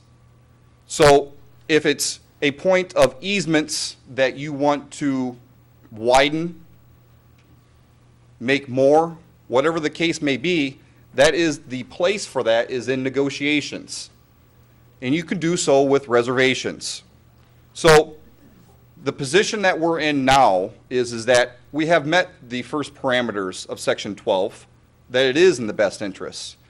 I'm now representing to you that it is appropriate to enter in negotiations upon your unanimous vote here to negotiate those terms. Probably the biggest would be price and a variety of others. You can set those parameters in your vote here tonight of what you want that purchase agreement to look like. Dan, I've got you over the time now, Okay. and I've got to hold tight to it. That's 'cause we've fine. got a lot of And if people. there are any questions that I can specifically address, I would do so now. Okay. We can't take them now, but we may call you back up. Thank you. Yeah, folks, if you could, we've got the 3-minute rule, and try to hold it in there. We've got a lot of people that want to express their views, so thank you. I'm Lyle Vanderscaff. I'm the Vice President of the No Cayman on Trail Network, and I'm the Chair of our Single Track Committee.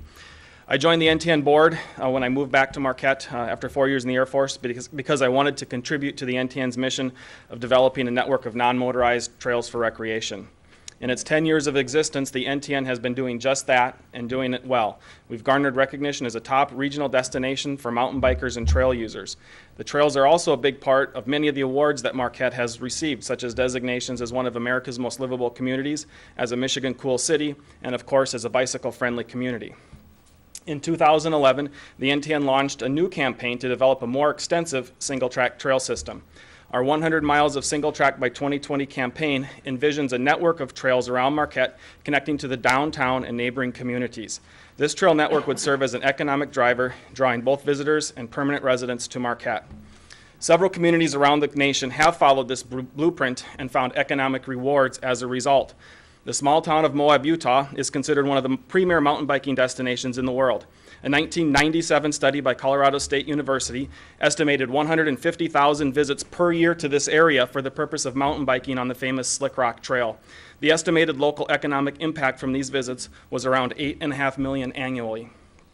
Boulder, Colorado, home of the University of Colorado, is another renowned mountain bike center. They recently decided to increase their investment in mountain biking infrastructure, and the Valmont Bike Park was opened in June 2011 as a joint venture between cycling enthusiasts and the city of Boulder, Colorado.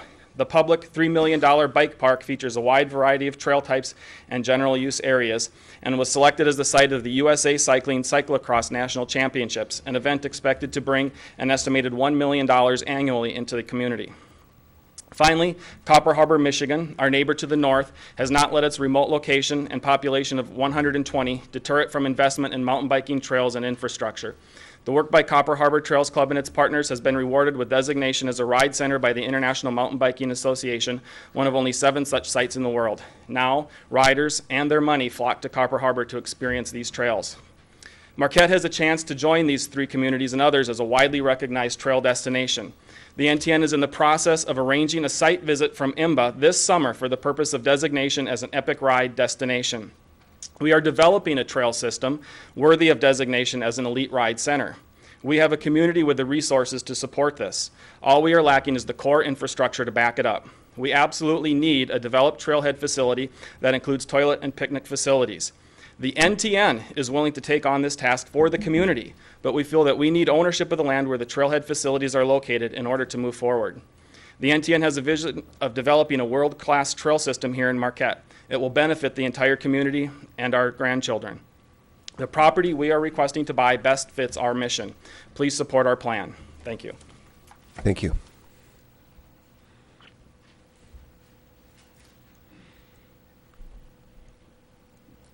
John Fry. I have a letter written from Hansi Johnson, Midwest Regional Director for the International Mountain Biking Association. It's directed towards City Commission. Since Hansi lives in Minnesota, I'm going to read this letter to the City Commissioners on his behalf. It says, "Hello, Commissioners. The International Mountain Biking Association is pleased to write a letter of support for the NTN mountain bike trails in Marquette, Michigan. As the IMBA Midwest Regional Director, I am working in 5 states with 74 affiliated clubs. I can honestly say, at this point in time, the club in Marquette is one of the most active and motivated clubs, and that they are poised to make a major impact in your community. Right now, in the upper Midwest, communities are getting behind building destination trail systems for off-road cycling. Considering the fact that the IMBA Cuyuna Lakes Ride Center in Crosby, Minnesota opened in June of 2011, and within 2 months had 15,550 riders hit the trails. The city of Duluth, Minnesota just approved a project and partnered with a local club to earn a grant for $250,000. To kick off the trail, the city had budgeted to put $100,000 per year into a project as match to make that happen. Copper Harbor, Michigan will be our newest IMBA ride center, and we are bringing professional mountain biker Andrew Chandro in to kick off those festivities because the harbor trail quality is so good it deserves to be highlighted by a pro. Marquette has the terrain and the club to support a trail system on the magnitude of all these before-mentioned projects. Your community has all the ingredients for off-road greatness, but what the NTN needs is your support as well. For NTN to ever to be considered for an IMBA destination, such as an Epic Ride Center, which is a highly valued brand indicator of trail quality, they're going to need a well-designated trailhead and kiosk that gives folks the information they need to safely go out for a ride on those NTN trails. The idea of a destination mountain biking in the Midwest has taken off, and to compete with these other communities, you will need to be viewed as a high-quality experience. A well-developed trailhead will add to that experience, and I hope you can make it happen. On behalf of Hansi Johnson, thank you. Thank you.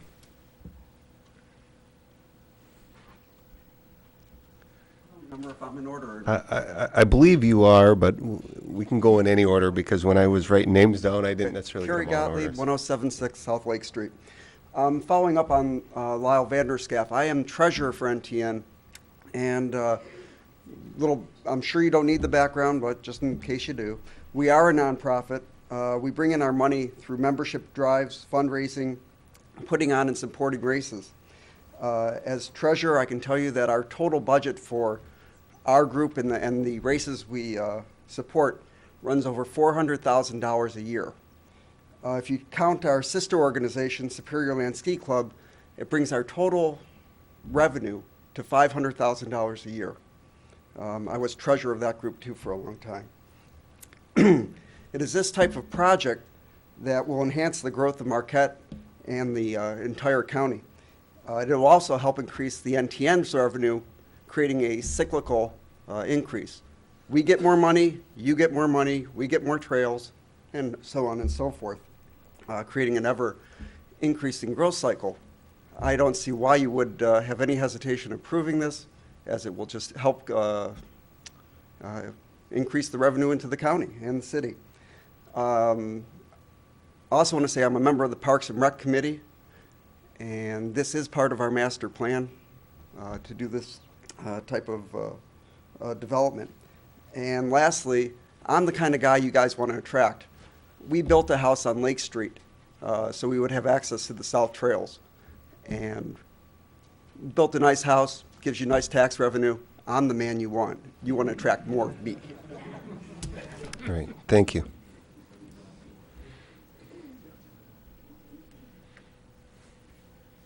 Hi, I'm Amy Klickner, and I'm the CEO of the Lake Superior Community Partnership. And unlike many of the others, we are not a member of the NTN, but I am here to talk a little bit more on the economic development and the economic impact of the project that is proposed. I can tell you, though, we have worked with and for the NTN since their inception and have found that organization to be extremely passionate about the work that they do, extremely professional and credible, and I think they're someone you definitely want to do business with. We've always had a great relationship with the organization and are very proud of what they've accomplished over the years. So I'm just going to speak very briefly to some of the economic impact numbers that we did run through some of our systems, and this is basically preliminary based on the proposal that they have out there. The output of their current economic impact, which is basically the dollars in sales and services that are generated as a result of their current system, is about $1.2 million annually. The impact of the proposed project, about triple that, $4.2 million annually. The labor income, basically dollars in workers' pockets for full-time and part-time employment, currently about $400,000 annually. With this proposed project, $1.3 million annually. And last but certainly not least, employment. The employment of jobs, both full-time and part-time, created by this new proposed project. Currently, they're about just under 16 full-time employee equivalents. With this new project, it'll go over 52 full-time equivalents. So it definitely has an impact. It almost triples with this new proposed project from our statistics. It also is a huge recruitment tool. As you know how the trails benefit your residents. But what we use it for is to attract the talent and the workforce needed in the area, the business attraction. They're looking to be able to have a livable, walkable, recreatable community that they want to bring their employees and their community to.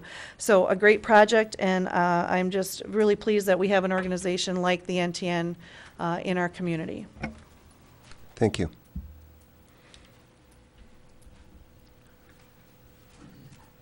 Well, I'm Scott Tuma. I'm the Vice President of Physician Practices at Marquette General.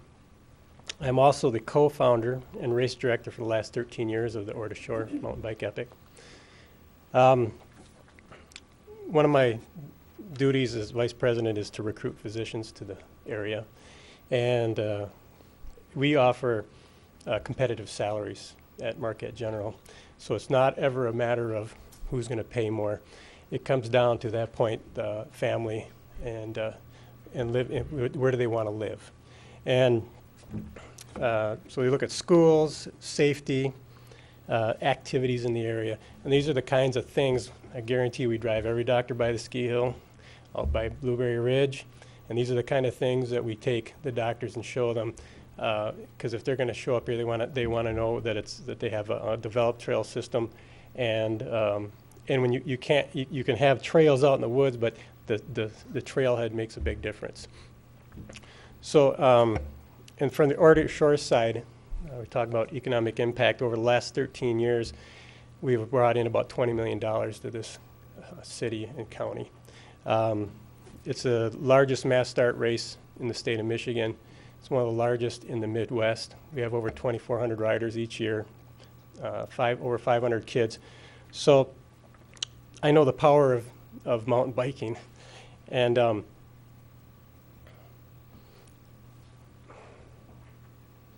I think having this project go through is part of makes us become part of a destination. You've heard that word before. The Keweenaw has done it. This is something we've been in the Bike Magazine as the top 5 places to ride in the country, and this is something we need to continue to bring people to this area. So I think this is a great project. It's something where you got a group of motivated people, and you need to find a way to support them and bring this project to fruition. Thank you. All right, thank you.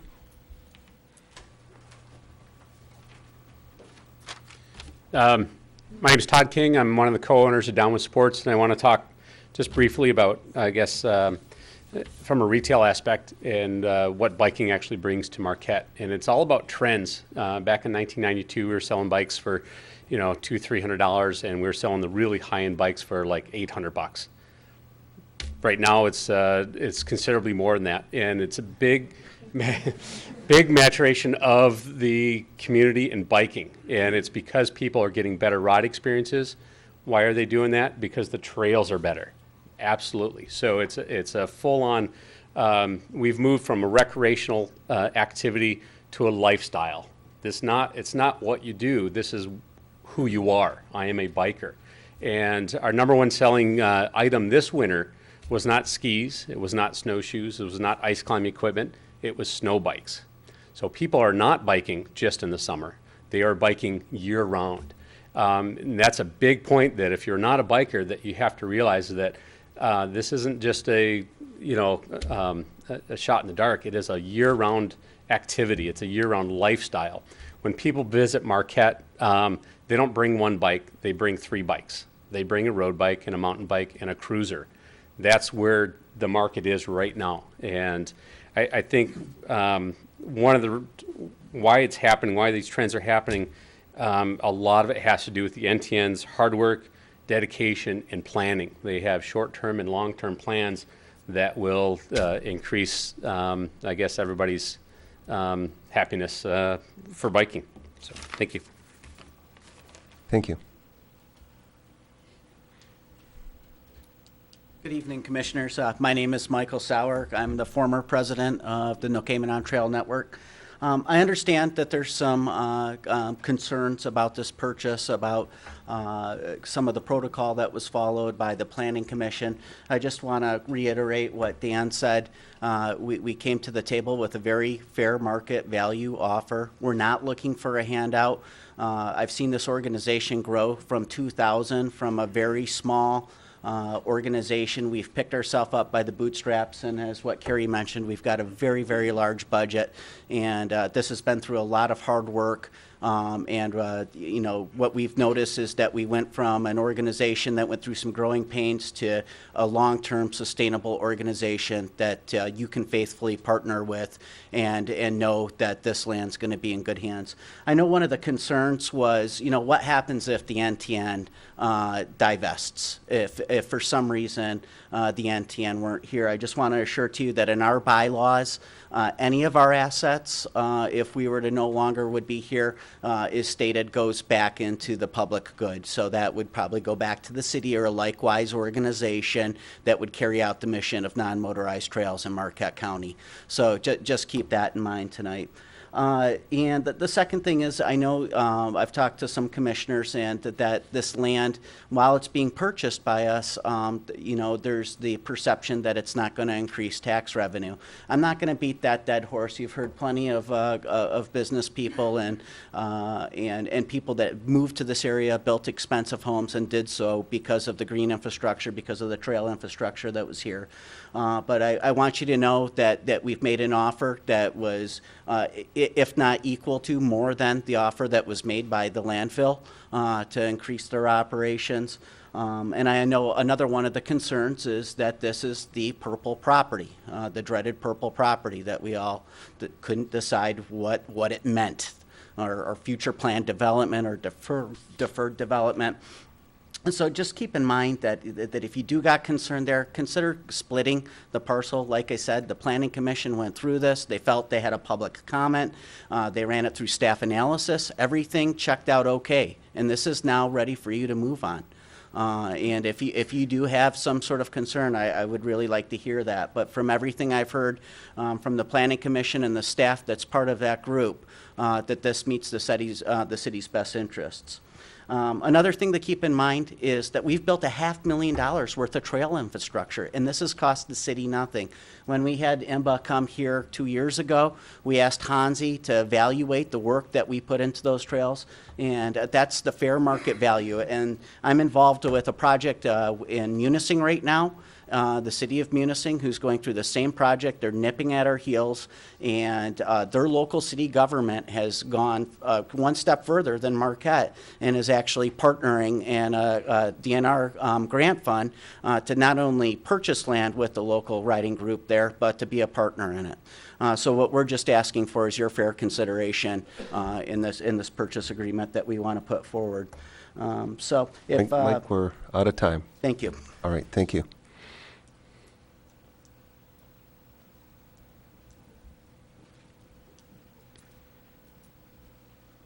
Sean Hyman, 2831 Westview Drive.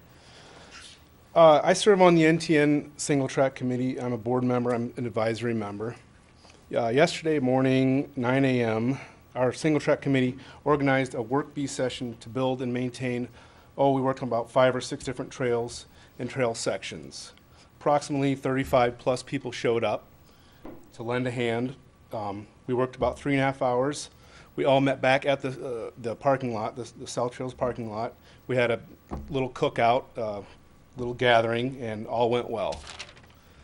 So we basically try to organize these work bees every Saturday or Sunday throughout the summer months, usually about 6 months out of the year, actually. Private citizens donating their time to improve and work and build new trails on our all of the Nicamenon single track trail network systems. So what I'm asking you is please consider these private citizens and our single track committee when you're making a decision on the proposed property. And if I might add, all city commissioners and city officials are welcome to join any Saturday or Sunday and join any of our work bees. Thank you. Thank you.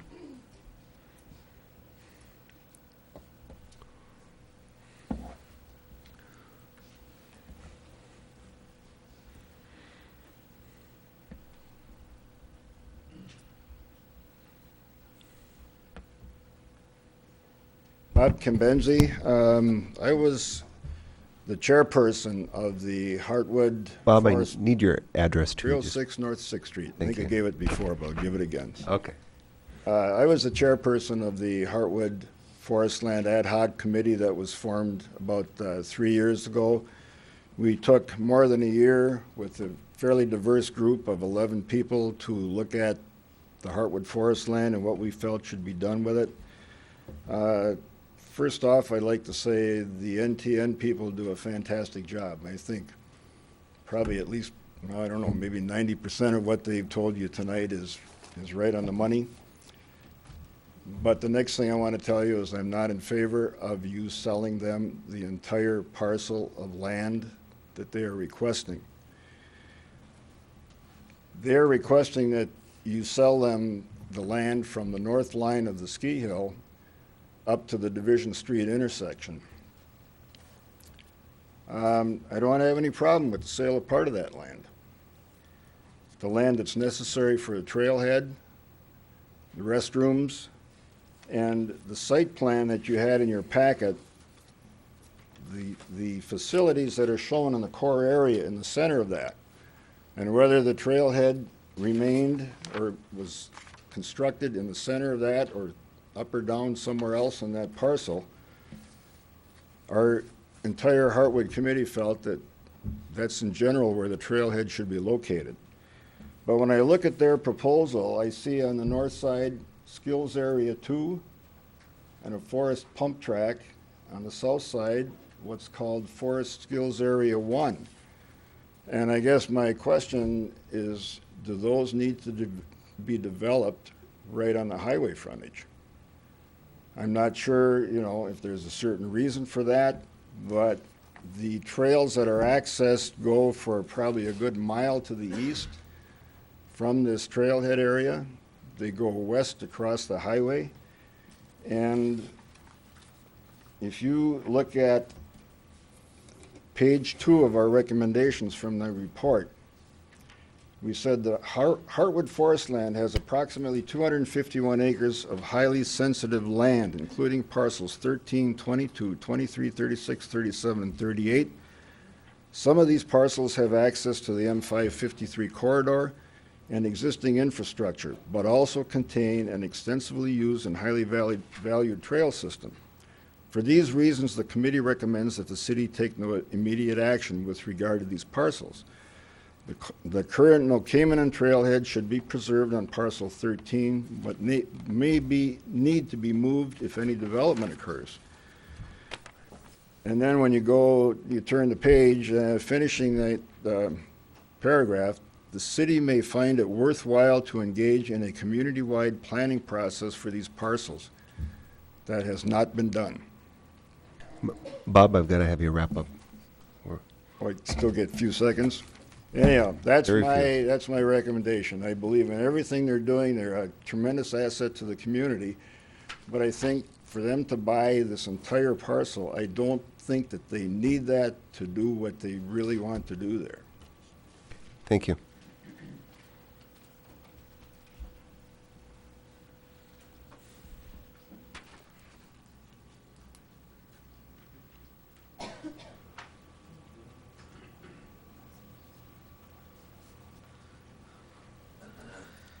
Frank Jeff Verito, 350 East Ridge, Marquette. These are my opinions. Theoretically, the sale of the 30 acres under discussion tonight is appropriate because the proposed use is recreational and open to the public. The sale of these parcels to the trail network would serve us as a buffer to the adjoining conservation acreage.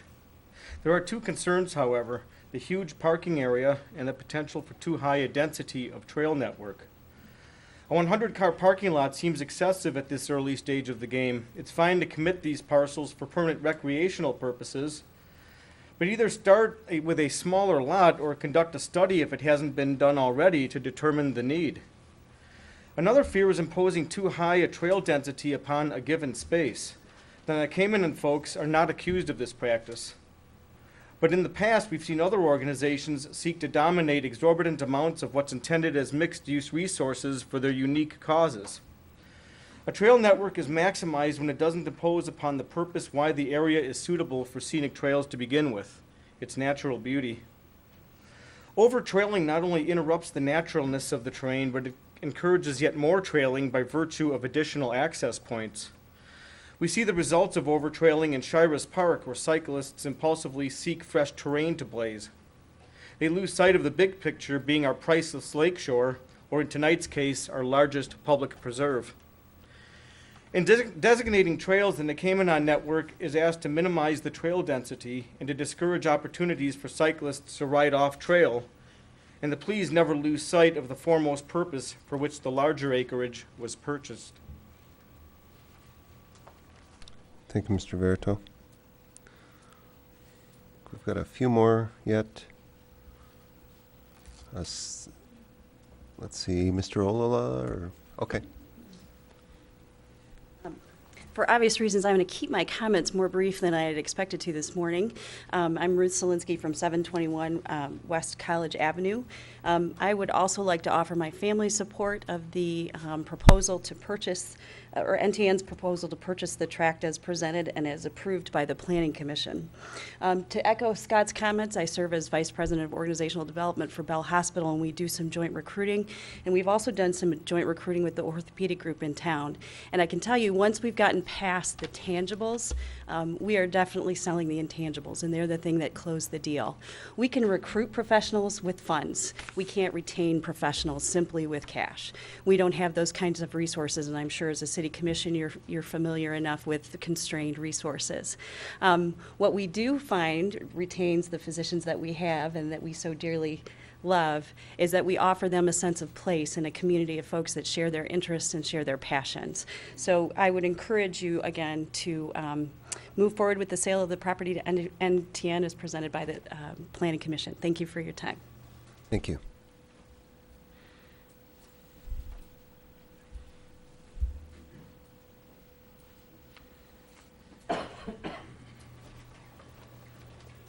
Hi, David Olala, 420 East Prospect here in Marquette. I'm a local entrepreneur, trail advocate, and local business person, and I also served on the Heartwood Forest Land Committee. The NTN, and before the organization of the NTN, mountain biking trail use for non-motorized trails is actually has a long history in the area. I grew up in Shiras Hills. I've been using those south trails since about 1973, I would say. So they've been around for a long, long time. There's no question that the NTN is using their own dollars and volunteer dollars to support the community. It has a pretty robust financial impact on the community. I don't think there would be any disagreement there, and that it leads to healthy lifestyles, healthy living, and it can help attract people here to Marquette. It's time that we had an official trailhead. It's the one little star that I think is missing on the map as an attraction. So we've built the infrastructure here for many, many years with a significant amount of trails, and this is the time to put a trailhead in because you wouldn't put the trailhead in before you had the trails. And so I think our timing is spot on this one.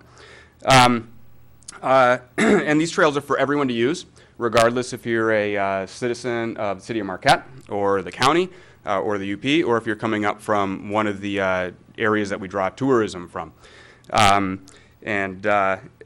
do have one concern about the deferred development. So serving on the Heartwood committee, we did come to an impasse and had to essentially agree that we would defer the development in some of those purple locations. It also seems like deferred development might be a issue that was coming up earlier today that we have to tackle maybe on a wholesale program. My concern is that if we start ad hocing these properties without proper process, then we might be opening ourselves up for outcomes that we're not prepared for or aren't in our forethought.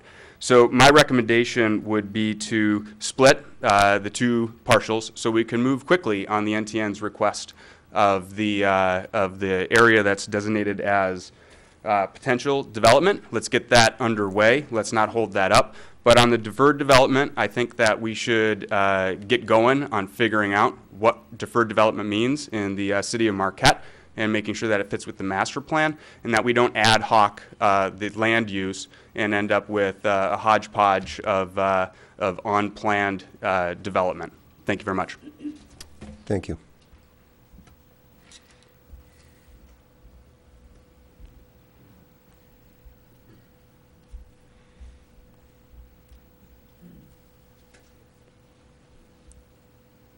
Good evening. Lynn Swadley, 135 Hidden Springs. I'm a community developer, and I too served on the ad hoc committee for, it was well over a year, and I believe probably 25 meetings over every 2 weeks for a couple hours at least. And to give you folks some background information for these types of decisions and for the Planning Commission as well. You know, first let me say, it almost really goes without saying that the No-Cayman Trail Network is an outstanding organization. You know, and it's really, I think, represents the work that's done on behalf of our community, really represents the best of who we are in Marquette, you know. And so I believe it's a great idea, but I got a few comments about the procedure, and really perhaps this should be refined a little bit in looking at the larger picture. I too concerned about the lack of kind of due diligence on the planning and the community-wide study. You know, the Planning Commission's letter dated February 15th, 2011, to you folks at the conclusion of the review of the ad hoc committee's report states, the areas currently identified as deferred development should be set aside until a community-wide planning process can be conducted. It's because of the unique nature of the land and the diverse community opinions. And they recommend that these areas be relabeled as future planned areas. And you know, so there hasn't been a public hearing. You know, I pretty much echo Bob's comments there. It kind of surprises me that it came out of the Planning Commission. I know it wasn't unanimous by any means, but it seems like we're missing greater community involvement in those sensitive areas. The other thing about the value, I'm not sure how this works with the city land purchase, but the offer, I think, is that particular piece of land, number 20 acres, whatever it's called, parcel 35. You know, is probably among your more valuable pieces of property from a cost per acre standpoint. Bob's comments about the amount of frontage on 553, you know, it is in your more developable lands from a value standpoint. I'm not so sure an appraisal shouldn't better determine value based on the actual highest and best use. It's been discussed about the legal access and utility planning. That could all probably be worked out, but there is a lot of things that have to be studied because parcel 35, well, if you did all of it, it really controls the access to all the lands to the east, for that matter. And a lot of those issues have yet to be worked out. So I want to call your attention to that, and certainly no one has to remind you that the city has serious financial obligations on the property. The debt service on the bond is over $500,000 a year.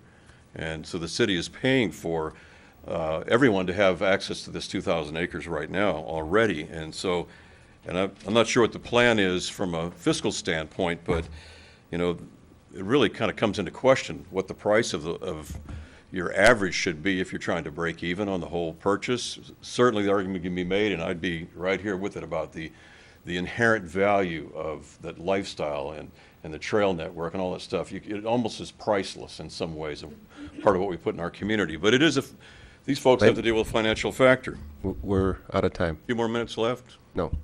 All right, I'll wrap up. So really, I believe it's a great idea, a little bit too aggressive on the size of the land. And isn't there room to do a smaller piece? Lynn, I got to stop you. I've stopped everyone else, so I appreciate your time. Hi, Wendy Fry, 175 Forest Hills Drive.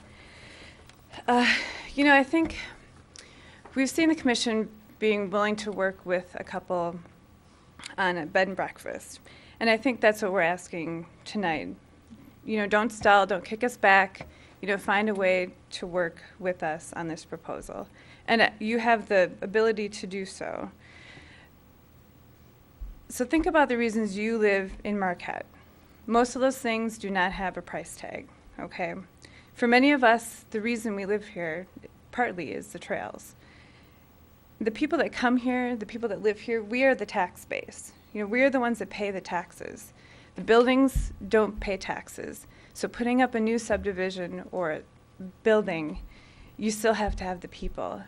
And establishing something outside the city where you have to put a new infrastructure, when there are 300 things listed for sale within the city of Marquette closer, including vacant lots, you know, it's something to consider. The other issue that's come up is the lease option, and we would like that off the table. We're planning to invest thousands of dollars into this trailhead, and we want the security of ownership of that. If you really want the property to remain protected against political change, we need to own it. The other thing is the Heartwood property is not purchased as a real estate investment. The goal was not to get the money out of it or make money or get the highest value. It's a community investment, and the community wants to keep it open for the public. That's what we're here for. Thank you. Thank you. I believe that is everyone.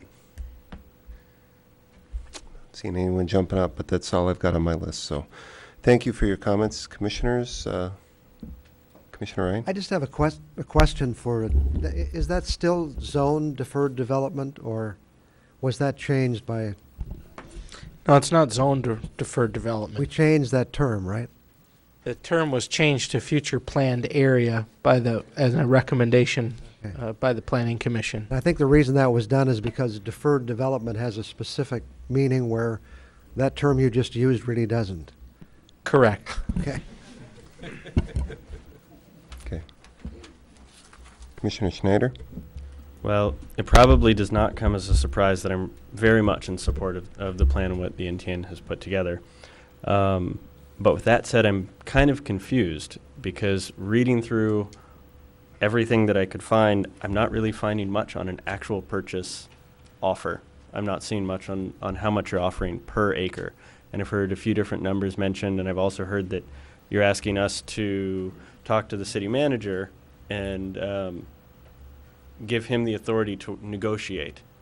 And so I'm confused on, is this a specific purchase offer, or is this something that you want us to direct our city manager to negotiate on? If a representative of the NTN would be willing to answer that, that would be great. As the NTN's attorney, be happy to answer that. We're allowed to operate only within your policy. Your policy indicates, and it was teed up in front of the Planning Commission where there was a public hearing, underneath section 12.1 C. The land is being considered for a sale in response to a request from a specific party the Planning Commission will determine. And it's if there is an overriding benefit to the city selling to the requesting party due to special circumstances. Underneath B, which is what the Planning Commission indicated in their recommendation and voted on, is that the responding party is in a position to provide the best benefit to the city in terms of price or advancing a city goal. They stated the reason why is because it meets the master plan. So that puts us underneath category 3 of part C of 12.1, which states, if the city commission concurs, it will direct the city manager to negotiate a sales agreement and will indicate the parameters of the negotiation that I will then enter into with my client, with the city manager. So the recommendation is, although I was not on board at the Planning Commission, wish I would have been, it would have been, no numbers would have been discussed. You set the parameters here, Commission, of how the negotiation is to take place with the city manager. That is how it has been properly addressed in front of the Planning Commission. You can see that in their proposal and recommendation that they voted upon. Thank you. Well, to follow up on that, I want to ask our own city attorney if you agree with that interpretation, because normally when we're seeing purchase offers come forward, we're actually seeing a solid offer with a price. I would think it would be a little difficult for the commission to make a recommendation as to whether a sale would be a good idea or not if you don't know what that price is or what even range they're looking at. For example, if they're coming to you and asking that it be sold at $20,000, you may be looking at that differently than if they're offering 50 or 70 or something else. So normally when we see these, at least a proposal is made as to what they would like to pay, but negotiations then continue beyond that. Don't we have that information? Yes. I believe it was Yes. $1,700 an acre. It is. Yes. Part of the proposal, but the parameter underneath part C indicates that you'll set the parameters to do so. once we have a purchase agreement, we come back to the commission. If you don't like the number, you indicate Mhm. that to the city planner. You either kick us back to renegotiate, or you say no. Okay. All right, that's what threw me off then. In that case, I'll continue my comment. I'm very much in support of this. As I said at the beginning, I think this is something that the city really needs. I think it's something that the residents as well as visitors will appreciate. I've heard a lot of discussion regarding the future planned area term for that space, or as I like to hear it called, the purple area, the dreaded purple area.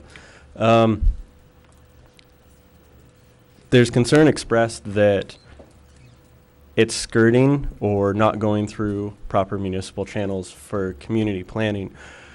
But at times, I think our citizens can actually move faster than the city can. No, not at times, actually. Most of the time, citizens can move faster than municipalities can. For an organization like the NTN, I think that it's, even though it tends to take on silent sports, or it does take on silent sports, I think that it's an amazing show of support from the community as a whole that the NTN can actually come forward with a purchase offer for something like this, to take on such a key portion of our community. Definitely in support of it, and I want to hear some of the discussion from the rest of the commissioners, but we'll make a motion on it. Commissioner Ryan? Your Honor, can we ask a question of Yes. representative of the group? Yes. Is there someone who speaks for the Nicomenon Trail Organization? What question you're asking, Mr. Ryan? A legal question or a board question, sir? I'm not sure. My question is, I believe this is a good project, but Mr. Swadley and Mr. Kambenzi have raised some questions, and I guess my question is, was that considered? Is this total parcel needed or not? How essential is that to the project? And maybe you could answer up here. I'll answer that for the group. Again, I'm the chair of the single track committee. When we looked at this, we felt strongly that we did need that kind of space. First of all, I did hear a concern about the size of the parking lot. Just for example, in the work session that Sean mentioned, we had about 50 cars in the parking lot just for a Sunday morning work session on about a 50-degree day. We do have events that we host there now, and those events overflow. We get parking down the road and stuff. So we would like to grow events. We're planning to do stuff out of the ski hill for an event this year just because we don't have the parking and the infrastructure at our trailhead. So, I mean, first of all, just parking and infrastructure, we do feel it. And then also questions about like what kinds of trails and different types of skills trails. We're envisioning putting some specific types of trails at this trailhead that we want to be close in because they're types that would be used by kids with the little rollers, almost like mini BMX tracks in the woods and stuff like that. So we feel like we need room for that. And then also just the room to grow. You know, we're looking at where we are right now, and we feel that, you know, over the next 5 to 10 years, that we are likely to expand what we're doing, and so that amount of space is pretty important to us. Follow up. Okay, thank you. You know, it's my recollection when this area was designated that there was some, maybe disagreement's too strong a word, but difference of opinion in that it is ideal property for development, commercial development, but it's also very important to the trail system. And that's my recollection. And that if we were to do something, for example, if somebody came and said, "Can we buy the land to build a hotel?" I think we would not be keeping faith with the community.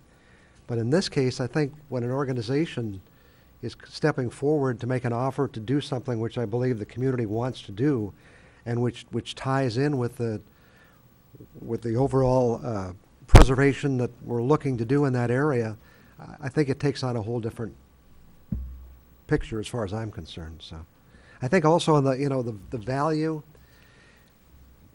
it's pretty hard to figure out the value. If we were to look at the city's purchase, and I feel strongly about the fact that occasionally people will say, well, a previous commission spent too much money to buy this land. And to that I would say they spent what they had to spend. And if they had not spent that money, we would not be sitting here tonight. And that land would probably be in the hands of some private developer. And that's the worst thing that could have happened. And so the city of Marquette did step forward and pay $5 million. And that does come out to be a couple of $1,000s an acre. How do we look at a purchase offer like this? You know, does it have some other value? And I think in this case it does. So I would tend to support this. Commissioner Stonehouse? I don't support it. I don't support it for this reason. I certainly support the goals and the activities of the NTN. Think they do a great job. Wish them great future. We need certainly to have this group be successful. But we committed to full public examination of the deferred development land or future development land. We said we would make that a full public process, and we have not done that. As a result of that, we have this commission sitting down trying to figure out how to use a parcel of land at Heartwood property, and that's wrong. We should have a full public session where people have an opportunity to look at it, to plan it, and with the NTN certainly participating and then rolling it on out and then making the decision based on that full public process. And I do not consider what the Planning Commission to be a public process in meeting that moral obligation to our citizens. And that's really what this is about. This is a very sensitive piece of land. It's valuable to a lot of people for a lot of reasons, for a lot of ways. We need to put that on the table. We need to have full public involvement in it. That includes NTN, that includes all the user groups. And then from that, we have a solution and a recommendation that makes sense. And we are not here in this position of trying to decide what to do with it with kind of a murky purchase order under a murky action by the Planning Commission that clearly is somewhat nebulous. Thank you. Thank you. No, sir, you can't. Sorry. Other comments? Commissioner Schneider? Now, from my understanding, process-wise, in order for us to pursue a sale, it would have to be a unanimous vote, correct? Doesn't do me any good to make a motion on this, although I was intending to. It's a shame because this is actually an incredible plan for our community. It'd be something that I've stated I think we need. Everybody else here who's come and most people who've come and spoken on it would agree. I think that for a group to be willing to step up as a nonprofit and offer to purchase this money to build something like this really does actually show that there's full community support. I guess I'm just going to express my frustration at that. Well, go ahead, Commissioner DePietro. Thank you, Your Honor. There is a lot of concern about the purple 13 and the red 35, and it's a future planned area, but what we had promised before we did anything, we promised the public that they would have an opportunity to come in for the future planning of that parcel. And I think there's some very concerns about the deeds, if the city was to sell it, and having the area still unrestricted for the public to use it.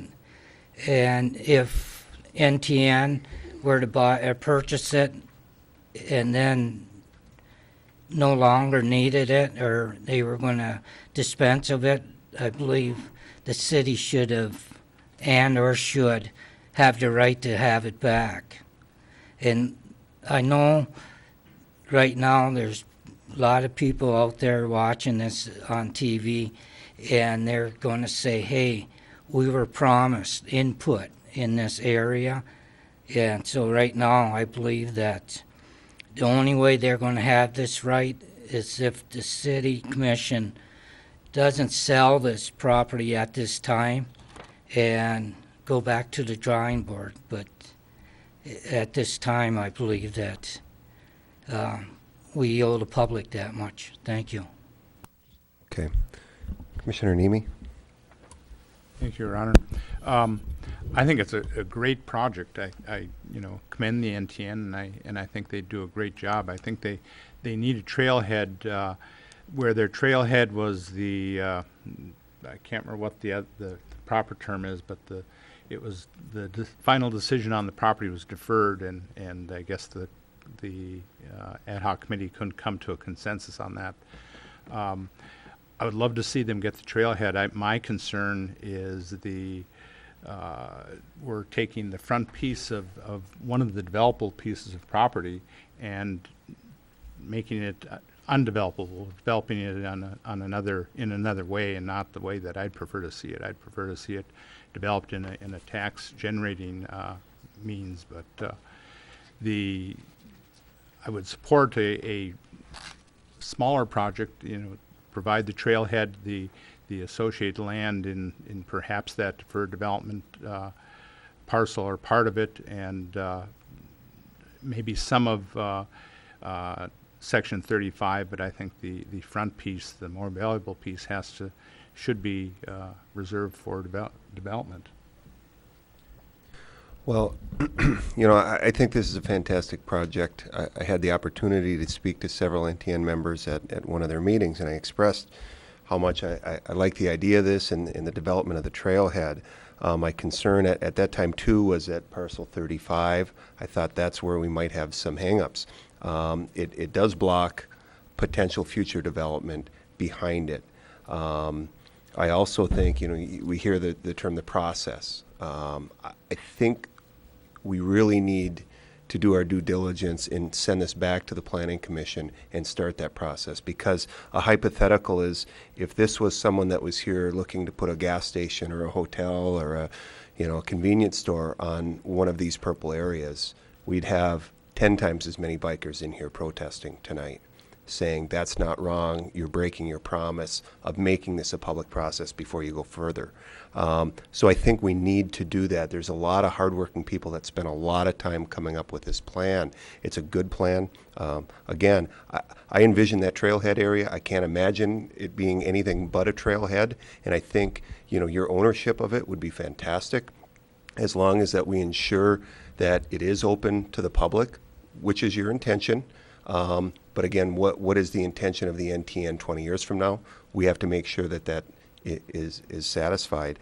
So that would be my request, to not say the end of this, but to push it on further and make sure that we as a board do our due diligence and make sure that we operate in the good faith that we told all of you that we would a year or so ago when we adopted this. So Commissioner Stonehouse had his hand up first, and we'll go to Commissioner Ryan. Question. I would stress this really as a beginning to make sure that we're going through the right motions to get it all accepted, that we're doing due diligence for the public, complete public input of all possible user groups for that property before we sell it or do anything with it. And we owe that to the public. And we cannot treat one group as a favorite group over others. And if we allow the sale of this right now without any other public input to NTN, we have done that. And I think that is, in terms of good government and citizenship, that's wrong. So we need to do it the right way. The outcome may be exactly the same thing as we have tonight, but the process is absolutely critical in a public body. Thank you. Commissioner Ryan? I have a question for the attorney. Is a unanimous vote necessary to sell this property? Yes, it is, because this came directly from the proposed purchaser, didn't go out on an RFP or wasn't generally for sale or listed for sale by the city. But the fact that it was recommended by the Planning Commission is not a... No, the actual city real estate sales guidelines requires, actually in the language of it, that it be unanimous. Sir?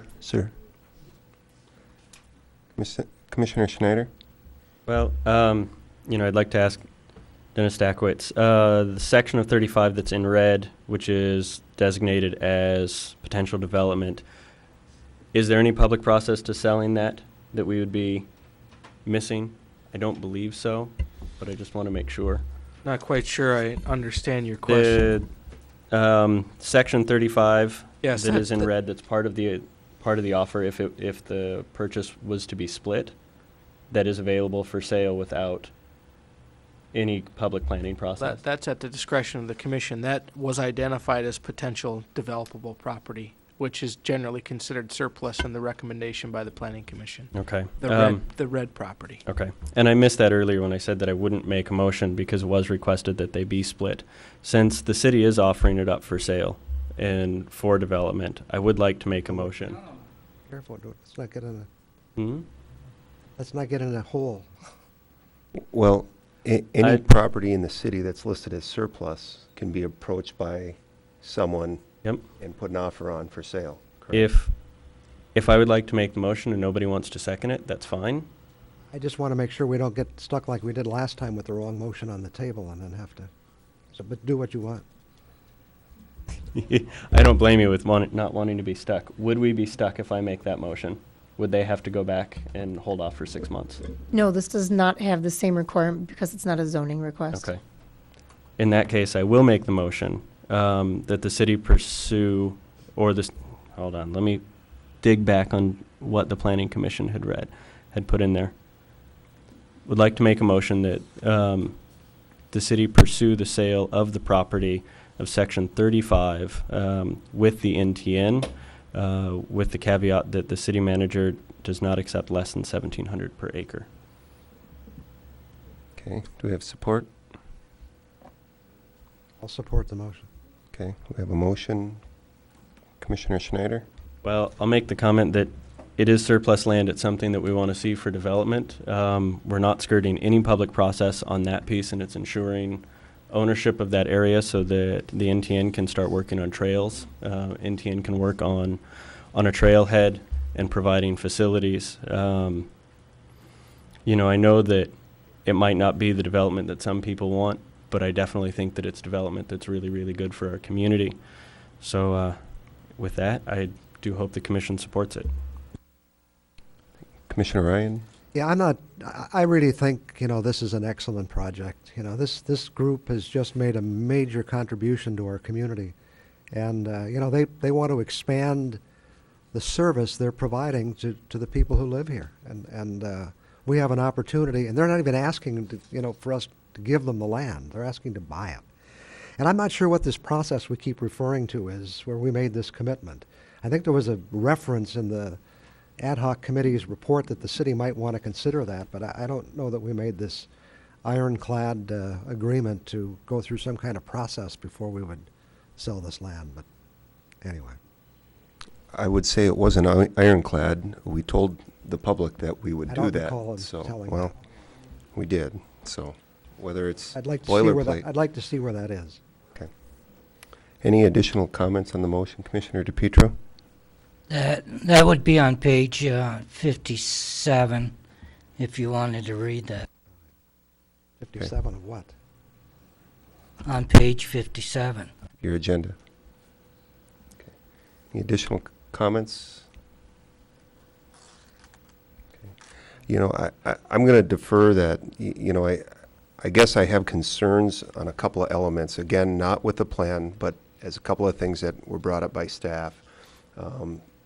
Being potential easements, the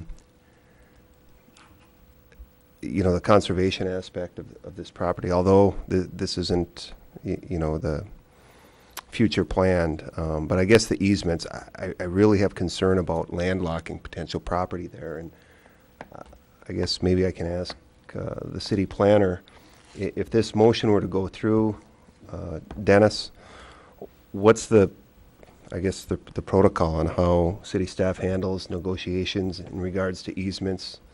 Well, I guess the direction that was given was that the city manager accept no less than $1,700 per acre, which means that no provision was left for city staff to negotiate any easements. Okay. Commissioner St. Ange? Thank you, Your Honor. I think Mr. Swadley was completely accurate in his assessment that the NTN is really is all that is the good of our community. I think it goes without saying again for probably the 20th time that the NTN does great work. The projects that they undertake, the effort that they put into it is well planned, is well executed, and truly the city benefits from much of what they do. I think this particular request, as has been noted, is premature to the process.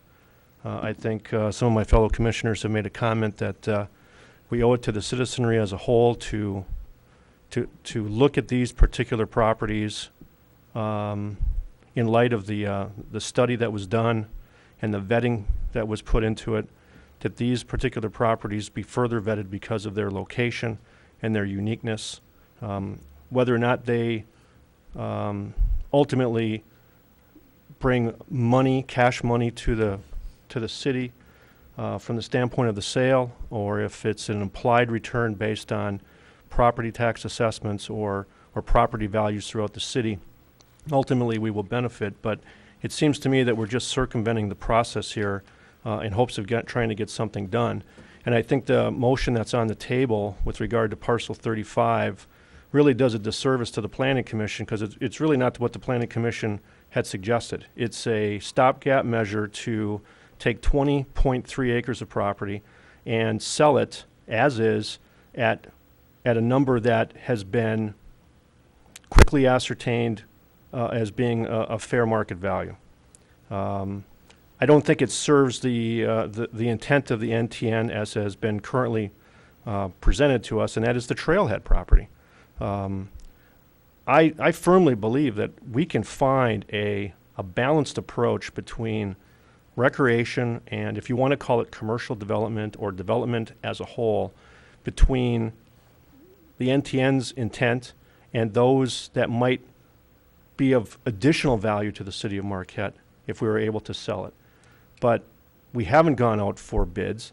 I would remind Commissioner Schneider that he voted against the selling of the property to the landfill authority, going through this exact same process.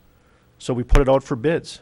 And when the bids came in, we evaluated what was here, and then we voted accordingly. I think it's prudent. I think it's reasonable. And I think it makes a lot of sense, both in terms of what the study results were and what our commitment has been to the citizens of the city of Marquette. I can't vote for the motion because I think the motion is a Band-Aid approach to an issue that needs to be vetted and can, in fact, be done. We can serve the interests of the NTN and the interests of the city at the same time, but let's do it logically. Let's not preempt the process. Let's not put the cart before the horse and sell two pieces of property totaling 30 acres and not allow the citizenry of Marquette to at least vet the benefits pro and con. So it's unfortunate that we find ourselves in these positions and we anxiously try to take some action that appeases a majority of the people. I wish this would have been, point Sure. of order? Please. If the good attorney would recognize that, we're sitting over here trying to do the best that we can. And I would expect that as we listen to him speaking professionally at the podium, that he would in fact give us the same common courtesy. With that said, I can't vote for the motion. I would love for this to get vetted, and I know that we can do it. There's no doubt in my mind that we can figure this out and do it the right way. Does it have to take a long, drawn-out process? Absolutely not. But at the end of the day, we'll ultimately do what's best for the entire citizenry of the city of Marquette. Thanks. Great, thank you. Commissioner Ryan? I just take offense at the idea of we're appeasing people by taking a certain position. I'm not here to appease people. I believe in the position I took. And I hope people will stay around for item 9, because I think that's also an important issue for this Heartwood Forest. Commissioner Schneider? Well, it's obvious the way this vote is going to go. And I just kind of want to express my dissatisfaction to watch a really good idea currently at the time being died due to bureaucracy. Bureaucracy tends to kill a lot of things. Hopefully through proper vetting and proper channels, this idea does not die and it actually becomes something much more strong for our community to be able to move forward with. Well, for anyone that's followed this commission, certainly in my 5.5 years, we struggle with every property sale. We have every single one. They don't seem any different. Again, the process has to be genuine. I like this plan. I want to see this get done. I think we can find a way to get it done. But again, without those the easements and the other things worked into that. I'm just not comfortable voting on it. I'm comfortable selling it. I'm sure we can work out a fair price. But I think we need, again, I said it right away, we need to send this back to the Planning Commission and have those things answered before we look at it again. I know a lot of people are here committed to biking in this community, and I understand that. I use these trails all the time. But I think something Commissioner St. Ange was referring to is that we have a responsibility. There are a lot of people that don't use these trails. The majority of people in this community don't, and we're paying $500,000 a year for it. Those people call us and ask us too. So we do have to balance all of that together. So I think we're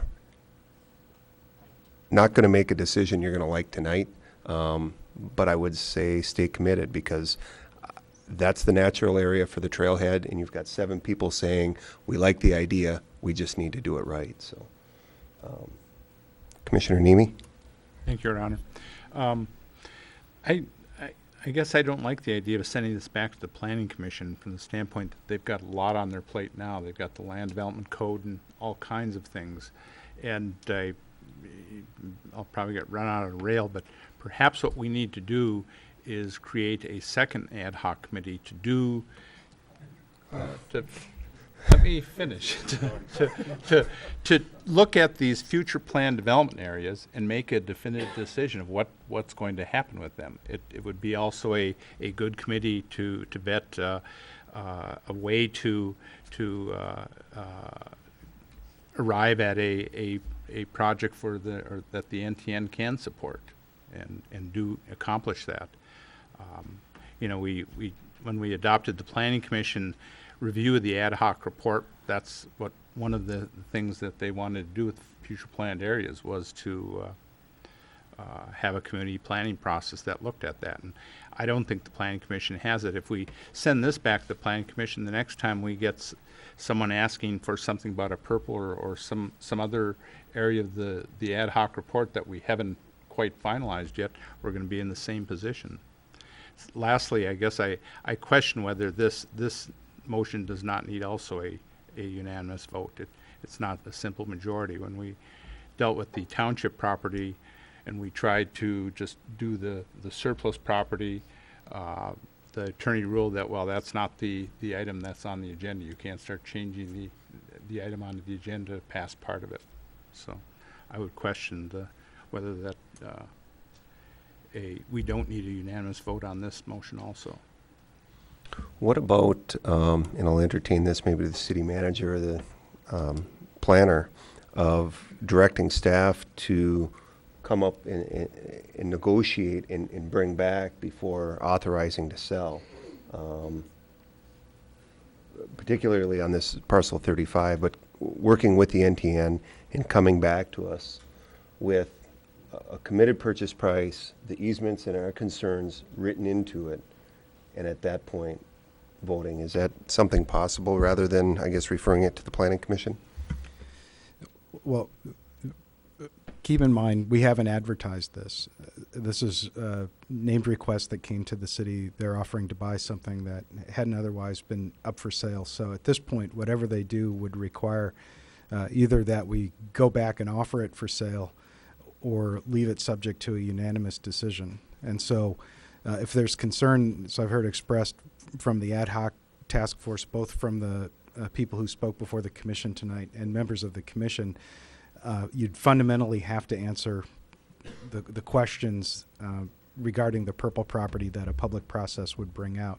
That being said, and not being able to speak for the NTN, there's no decision that'll be made tonight that will prevent them from coming back with an offer for other parts of the property if they're still interested in it. And they could put those offers in front of the Planning Commission and move it forward as they have with this first set of offers. So in taking a look at this, for any property that, to Commissioner Schneider's view, might not be part of something that was a future planned application, but might be something, as a community development director pointed out, is potentially surplus property. They could come in and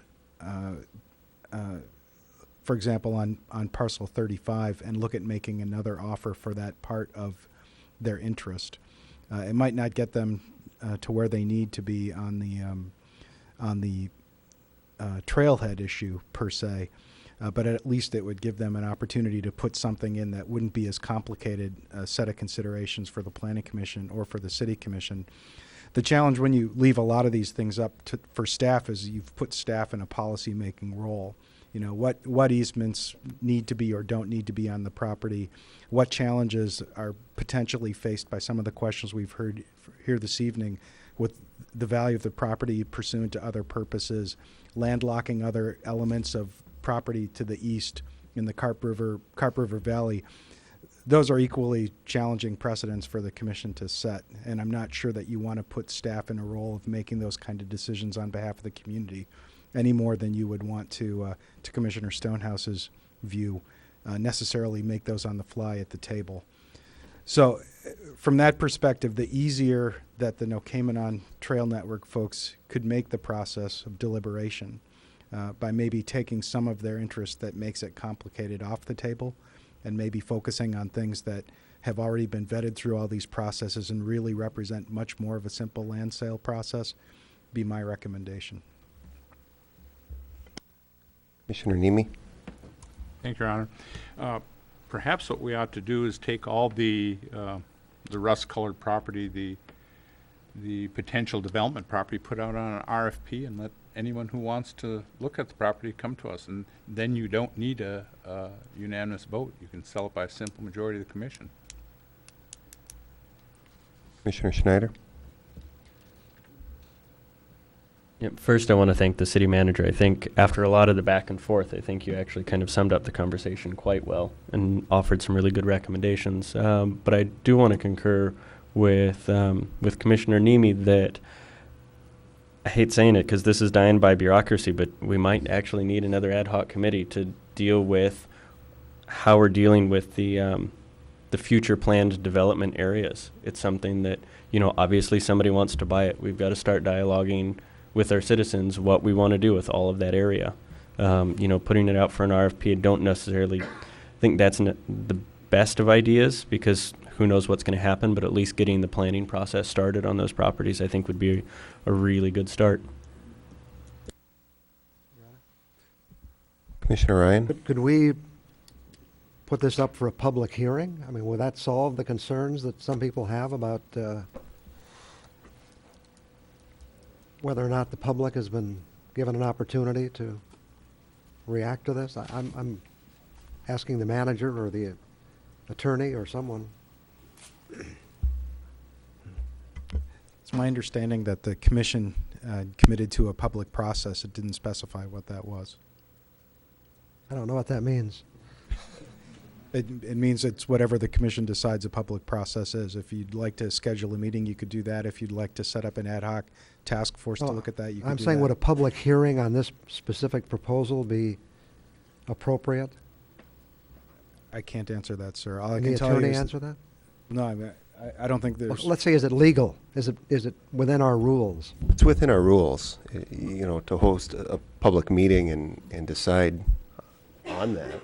You didn't really designate, I mean, as this ad hoc committee put together these designations and you know, they set forth this potential future development, no one really designated what was going to happen with that or what that process would be. So, I mean, I guess I would say you have the ability to determine that process. I know that you feel there's a obligation to provide that in a public manner. I would say you have the ability to decide what that's going to be.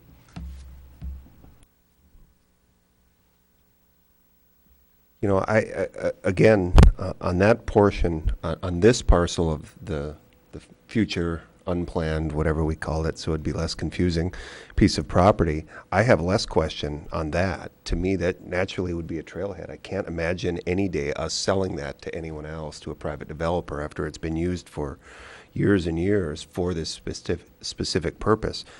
I do think, you know, before I could vote to sell that, we need to ensure that we have a complete public hearing where it's advertised to the public as such. You know, the other parcel, I really, before I can vote to sell it, want to ensure that we have adequate easements negotiated into that.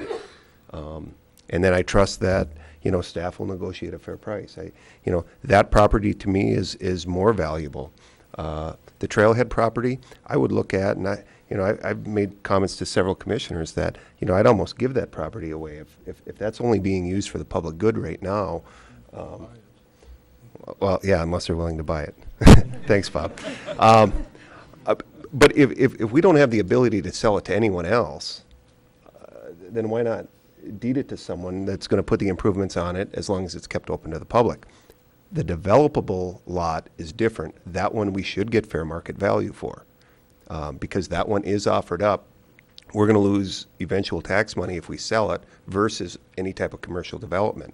So we owe it to our taxpayers to get fair market value on that parcel. But again, we're obligated, in my impression, or in my opinion, to ensure that easements are there so we don't landlock potentially property behind it. So, Commissioner Stonehouse? If we could eliminate the motion on the floor, I would make a motion to schedule a public hearing. Well, we can't have two on the floor. That's so what I mean. we've That's gotta- until we eliminate it.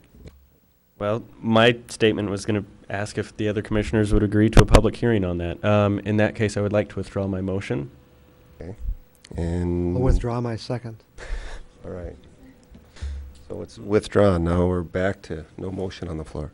I would then motion that the commission set a public hearing on both parcels for the purpose of selling them in phase, in other words, two separate parcels, to the Nocamanon Trail Network for a price to be negotiated.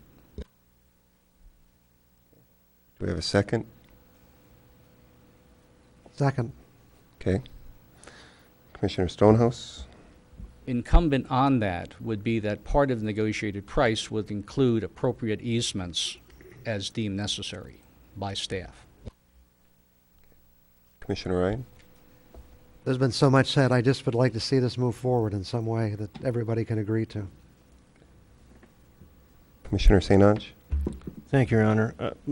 My recommendation was going to be a little different, and that would have been to actually appoint 3 commissioners to sit down with representatives of the NTN and discuss the policy issues that we are facing and come to some resolution that what is in the best interest. Ultimately, it would be up to the commission as a whole to decide whether or not that negotiated agreement was worthwhile.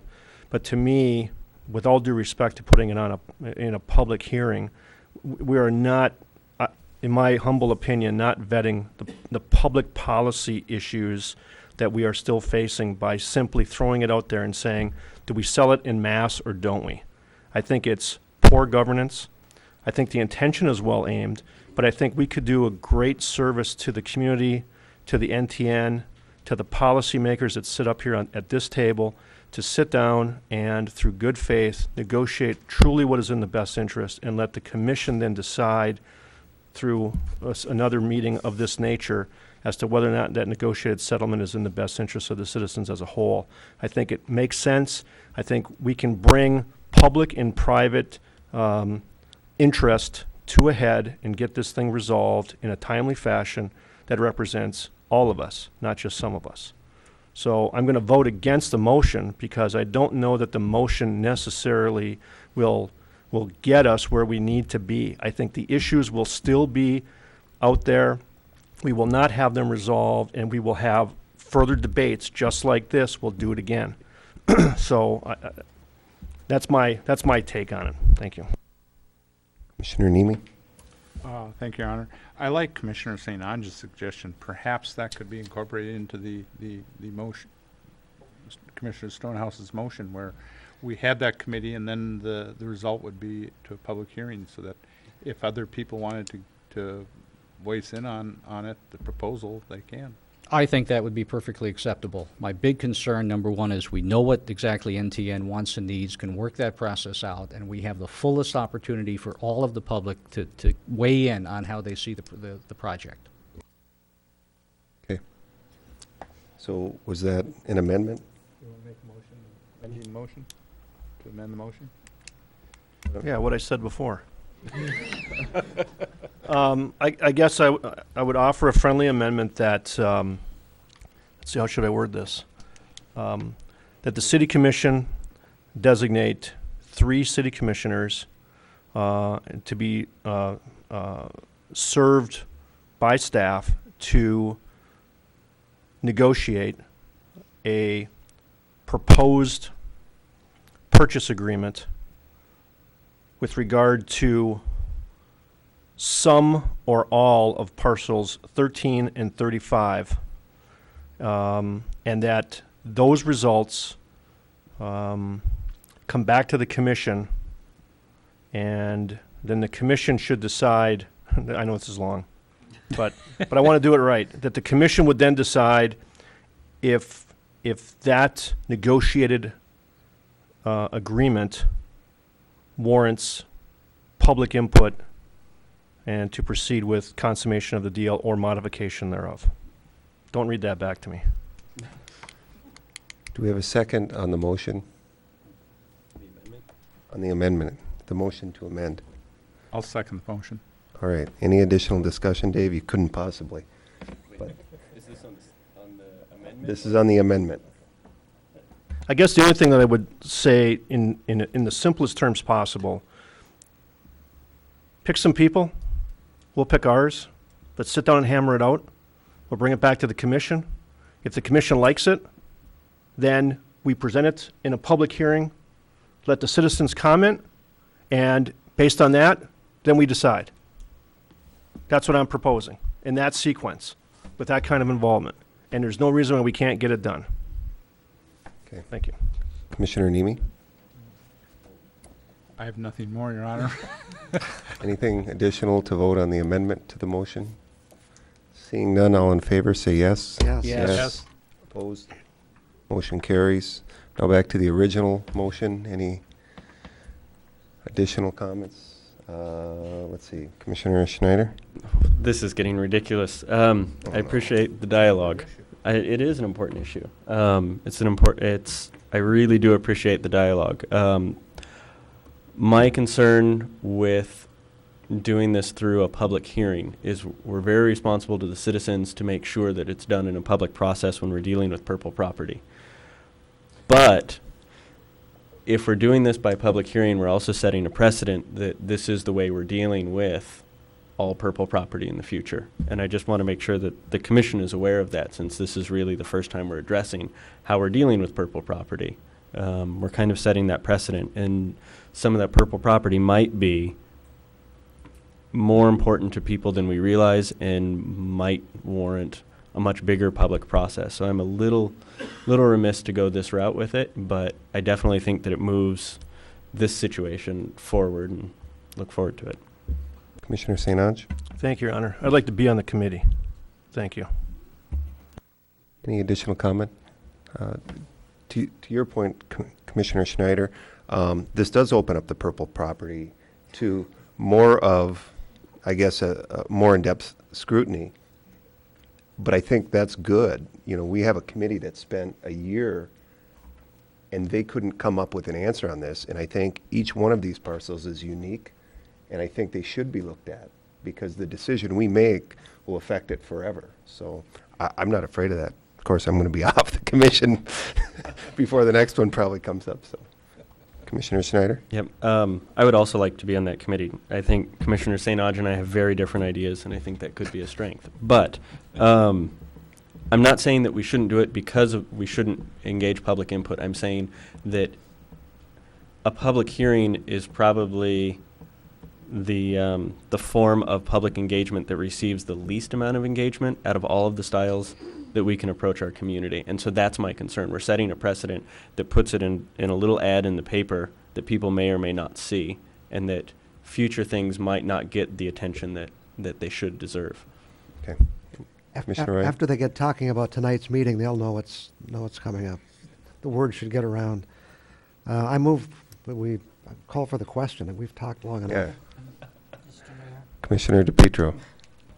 Before you make a motion, ask for, I'd like to have the city clerk make sure we're on the same page. She's got it.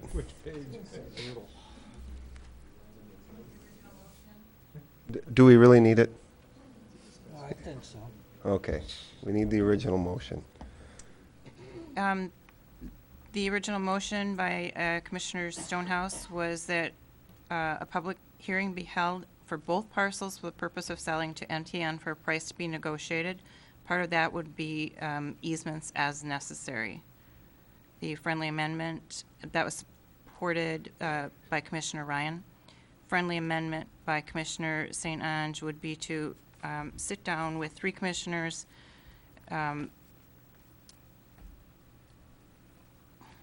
supported by Commissioner Nemi, excuse me,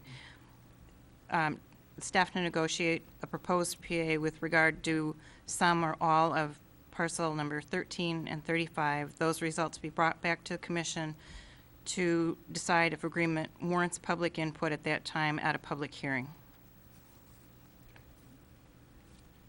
Good? Is that good? That's fairly accurate, yeah. I think so. Yep. All in favor, say yes. Yes. Yes. Yes. Opposed?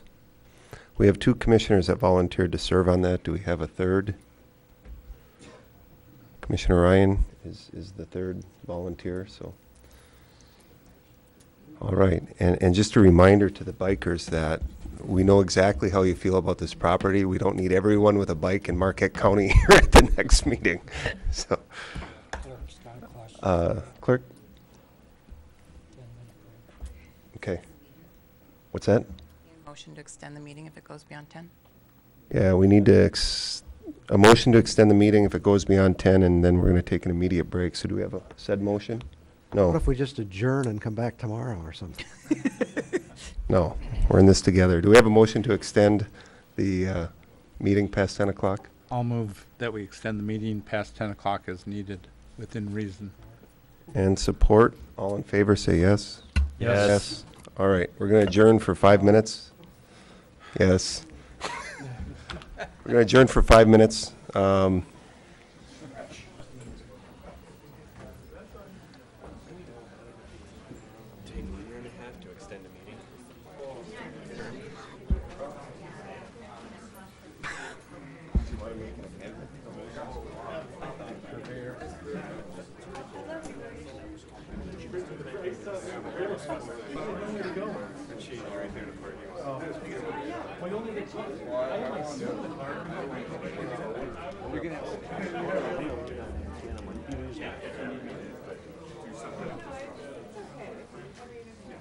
Sorry.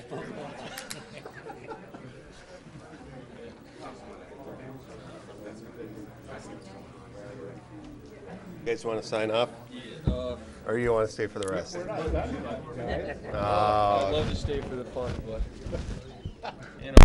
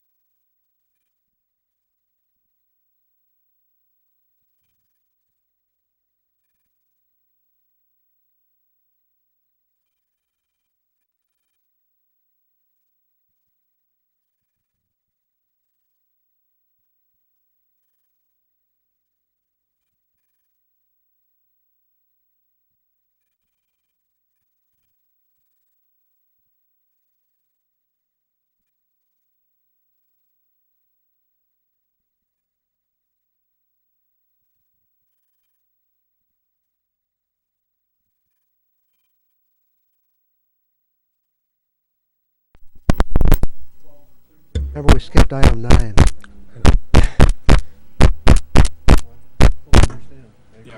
All right, we're back from recess.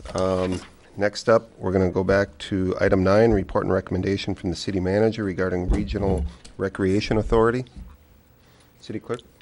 Thank you, sir. Background. At their meeting of December 12th, 2011, the City Commission appointed Mayor Pro Tem DePietro, Commissioner Nemi, and Commissioner Snyder to serve on an interjurisdictional recreation authority ad hoc committee for a one-year period ending 12/12/12. The group has met 3 times since then to informally examine options for establishing a recreation authority. This included not only representatives from the City of Marquette, but also the townships of Marquette, Chocolate, and Sands. At the City Commission meeting of February 21, 2012, the Commission endorsed the goals discussed by the group to that date. At a joint work session of the governing boards of the 4 municipalities held March 14, 2012, the group reached a consensus to appoint 2 individuals and an alternate to a working group to be charged with the development of a business plan for a regional recreation authority. It was also the consensus of the group to ask each municipality to not appoint elected officials, but rather interested citizens. The general agreement was to allow this new group 18 months to develop a business plan. The Charter Township of Chocolate has asked the City of Marquette proceed with appointing 2 individuals and 1 alternate to this group per the attached letter. Fiscal effect, none by this action. Recommendation, consider appointing 2 individuals and 1 alternate to an interjurisdictional committee charged with developing a regional recreation authority business plan for a period ending November 1, 2013. Alternatives, announce the opportunity to serve to the public and ask for written applications to be considered at a later date. Do not appoint representatives to this group or as determined by the Commission. All right, thank you. Lynn, you asked to make some comments. Sorry we kept you here so long. In hindsight, I think I should have probably done this Absolutely not. first. Actually, I thank the Commission for the opportunity to address you, and also would urge, based on the extensive discussion that just occurred, that you consider once again this ad hoc committee in terms of exploring the process precedent for the purple properties, which I really like that turn of phrase. It would be, I think, also beneficial, I believe the time has come, that in furthering the interests of a regional rec authority, when you have a parcel like the Heartwood that transcends these municipality jurisdictions, having an opportunity to give the citizens input and go on the record and have their statements made for what they would like to see for the properties, then you would have that in terms of as a historical record for if you are going to continue to consider parcel by parcel some of these purple properties as you go forward. In addition, it's unfortunate that I'm addressing the group after the recess, but I would encourage members of the mountain biking community and other additional members of the NTN to either petition to join the Parks and Rec Advisory Board, as we have 3 openings right now. We do already have representation from the NTN, as Kerry Gottlieb mentioned earlier in his discussion of item number 10. But I would also like to extend my offer of availability to serve as an interested citizen on this Parks and Recreation Regional Advisory Committee, as I believe that the interjurisdictional and intergovernmental cooperation efforts are going to be extremely important, both financially and politically going forward. So, thank you. All right, thank you, Lynn. Well, commissioners, what is your pleasure? Commissioner Ryan? I've been pretty much on the losing end tonight, so I think I'm going to stay there, but I want to share some thoughts with you. I apologize in advance for the length, and I'll try to make them shorter than I was going to originally be in lieu of the hour, but I feel very strongly on this issue, and I just want to share it with you. I really think the issue here tonight is much larger than whether or not we appoint a couple of people to another study committee. I believe it's time for us to get back on track. And when I say back on track, I think that track is to lead to the establishment of the kind of trail system these people were talking about tonight, a world-class recreational trails and nature area in the Heartwood Forest. I think the idea of a broader recreational authority to bring together all of the area's parks and athletic fields has merit, but I don't think that can be accomplished concurrently with the potential Heartwood plan. I also believe this issue of Heartwood should be resolved between the entities where the Heartwood lands are located, namely the City of Marquette, Marquette Township, and Sands Township. When I say get back on track, let me just recap briefly. We met jointly with Marquette, Sands, and Chalkley Townships on November 30th, 2011. The sole agenda item was listed as Heartwood Forest Land Property Regional Recreation Discussion. I believe most of us at this table went to that meeting believing our discussion would focus on the possibility of joining with the townships to form an authority to establish the preservation and conservation areas within the Heartwood Forest. The meeting actually went in a very different direction, with the resurfacing of a former idea to form an authority to manage various recreational facilities, athletic fields, and parks within the city and township area. On March 14th, we met again with representatives from the townships in a joint work session to discuss the Recreation Authority. It's not my intention to speak for others, particularly other units of government, but this is what I believe I heard that day during those discussions. Sands Township spoke very positively about working on the Heartwood Forest issue, but did not appear enthusiastic about the larger Recreation Authority concept. Chalkley Township did not seem to feel it had any real involvement in the Heartwood Forest, but was interested in an authority to deal with recreational issues. They did not express a willingness to provide additional funding for that purpose. The representatives from Marquette Township appeared to have reservations about the whole issue. My main concern is this. I don't believe the issue of how we establish a world-class recreational trails and nature preserve can be lumped in with a discussion of how we jointly manage some athletic fields and parks. I believe the issue is big enough and important enough to be considered on its own. There are other critical issues, such as the city's ownership of land in the townships, that need to be resolved. Marquette Township has made it clear they want to acquire ownership of some of the land concurrently owned by the city that's located in Marquette Township. I believe that can be accomplished. You know, we heard a lot of discussion tonight about what these trails mean to our community, and I really agree with everything I heard. This is not just about recreation. This is about economic development. This is about creating a future for Marquette that will be the kind of future that I think citizens have told us they want. They want an economic development that's friendly to the environment. We have Northern Michigan University. We have Marquette General Hospital. We have, I believe, new opportunities with Duke LifePoint acquiring MGH. As others said here tonight, the people who will come here will be attracted by the lifestyle. And that's why I just continue to believe it's so important that we focus our attention on creating that world-class recreation preserve, what I would call the Marquette Sands Recreation and Nature Preserve. I believe we need to invite Marquette Township and Sands Township to sit down and see if we can put that together. I believe we can put together a plan where between us we can jointly manage that authority. I believe we can create a plan where the city of Marquette can be reimbursed for some of the expenditures it made to acquire this land. And I think we can also make it possible for Sands Township and Marquette Township to own the land within the preserve that's in their district, and I think that's very important to them. I really think this can be done, and I think this should be our priority. I could take 5 more minutes, and I know you'd hate me for it, so I'll stop. But I'm not against the idea of a general recreation authority, but I don't think we should lump the Heartwood project in with it. I think that deserves to stand on its own, and I think we should be inviting Sands and Marquette Township to join us and see if we can't work out something in that regard. Thank you. Okay. Anyone else?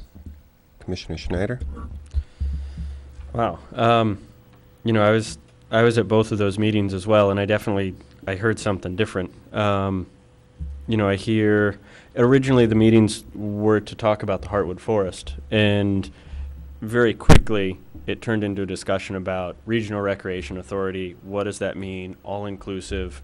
And I felt really that that's where the discussion went, and that's where the majority of interest was. And generally, I did feel like there was a majority of interest, despite a few individuals who hold trust issues from 15 years ago.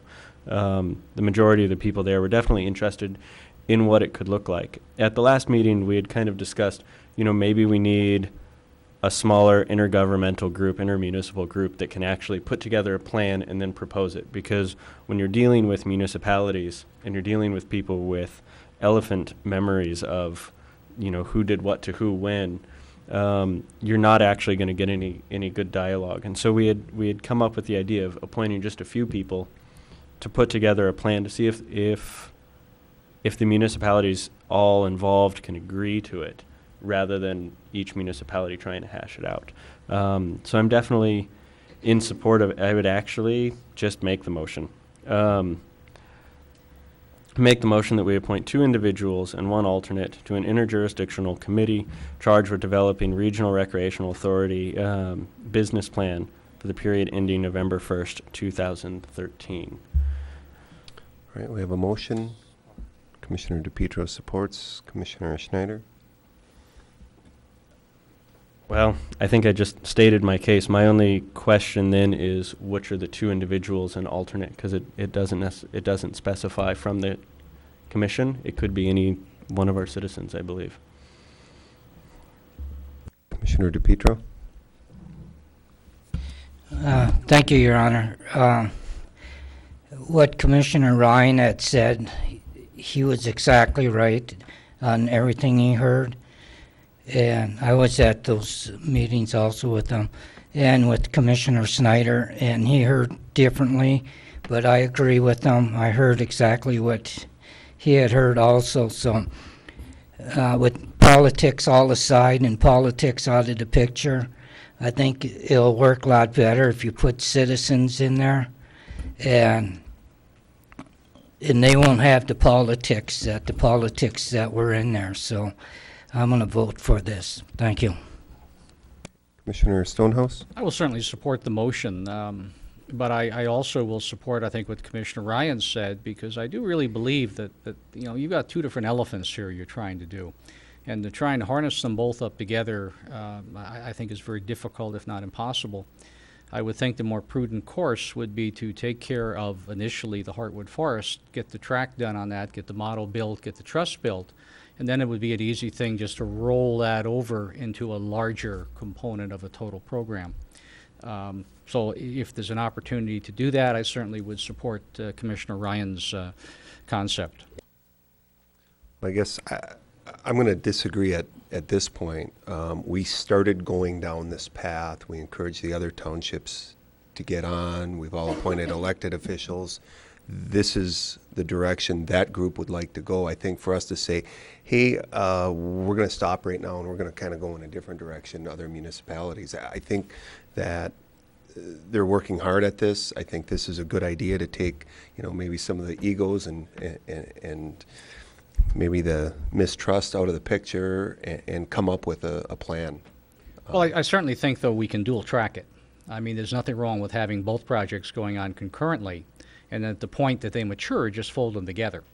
But obviously, the Heartwood, I think, would be the far easier one to do than would be the much larger macro plan, my opinion. Commissioner Nemi? I support this motion. I think what we ought to do is we ought to advertise, interest. We do have one interest now, but we're going to need another name, so I think we need to advertise for some individuals. But I kind of agree with Commissioner Stonehouse. I think we can do it both ways. I agree with you, Your Honor, that I'd like to see us go to a full recreation authority that encompasses all recreation activities under one umbrella. But I think we do need to respond, do something with the Heartwood Forest before that can really go. And it's going to take a long time to put together a full-blown recreation authority. But I think we should also, in tandem, perhaps set up a group to look at the Heartwood Forest, and then perhaps that would be elected officials and how we can we can facilitate the townships getting the land, which they currently have within their boundaries, and we can get a contribution to the costs that we're paying for the forest, and still assure that the land that is going to be set aside for recreation is set aside for recreation into perpetuity. Commissioner Schneider? Just a reminder that the proposal that's before us, one, my motion, but two, the letter that's come from Chocolate doesn't actually say anything about the Heartwood Forest. Our conversations have moved into a recreational authority, and we're appointing citizens to discuss that, hash that out, and come up with what they think is best for all municipalities involved, which may or may not include Heartwood. And so I don't in any way think that this is about Heartwood, even though that's where the discussion had originally come from. You know, I think it might include Heartwood, but it also might not, depending on what they come back to us with. Banner? Okay. Commissioner St. Ange first. Thank you, Your Honor. My only question, I guess, is it just seems to me that November 1st, 2013 is quite a timeline. It's in excess of 18 months, if my math is correct. And I wonder if will it really take us 18 months to come up with a business plan? I'd like to see us, if we're going to do this, try to expedite the development of the business plan. I think we can do that faster than 18 months. Otherwise, what will end up happening is it'll get delayed, and then we'll try to hurry up and get it done just before the deadline. I think we can do it before 2013. Commissioner Ryan? Well, you know, Commissioner Schneider hit it right on the head as far as what my concerns are. He said, we don't know if it concerns Heartwood or not. And I'm saying that's our decision. This is not somebody else's decision.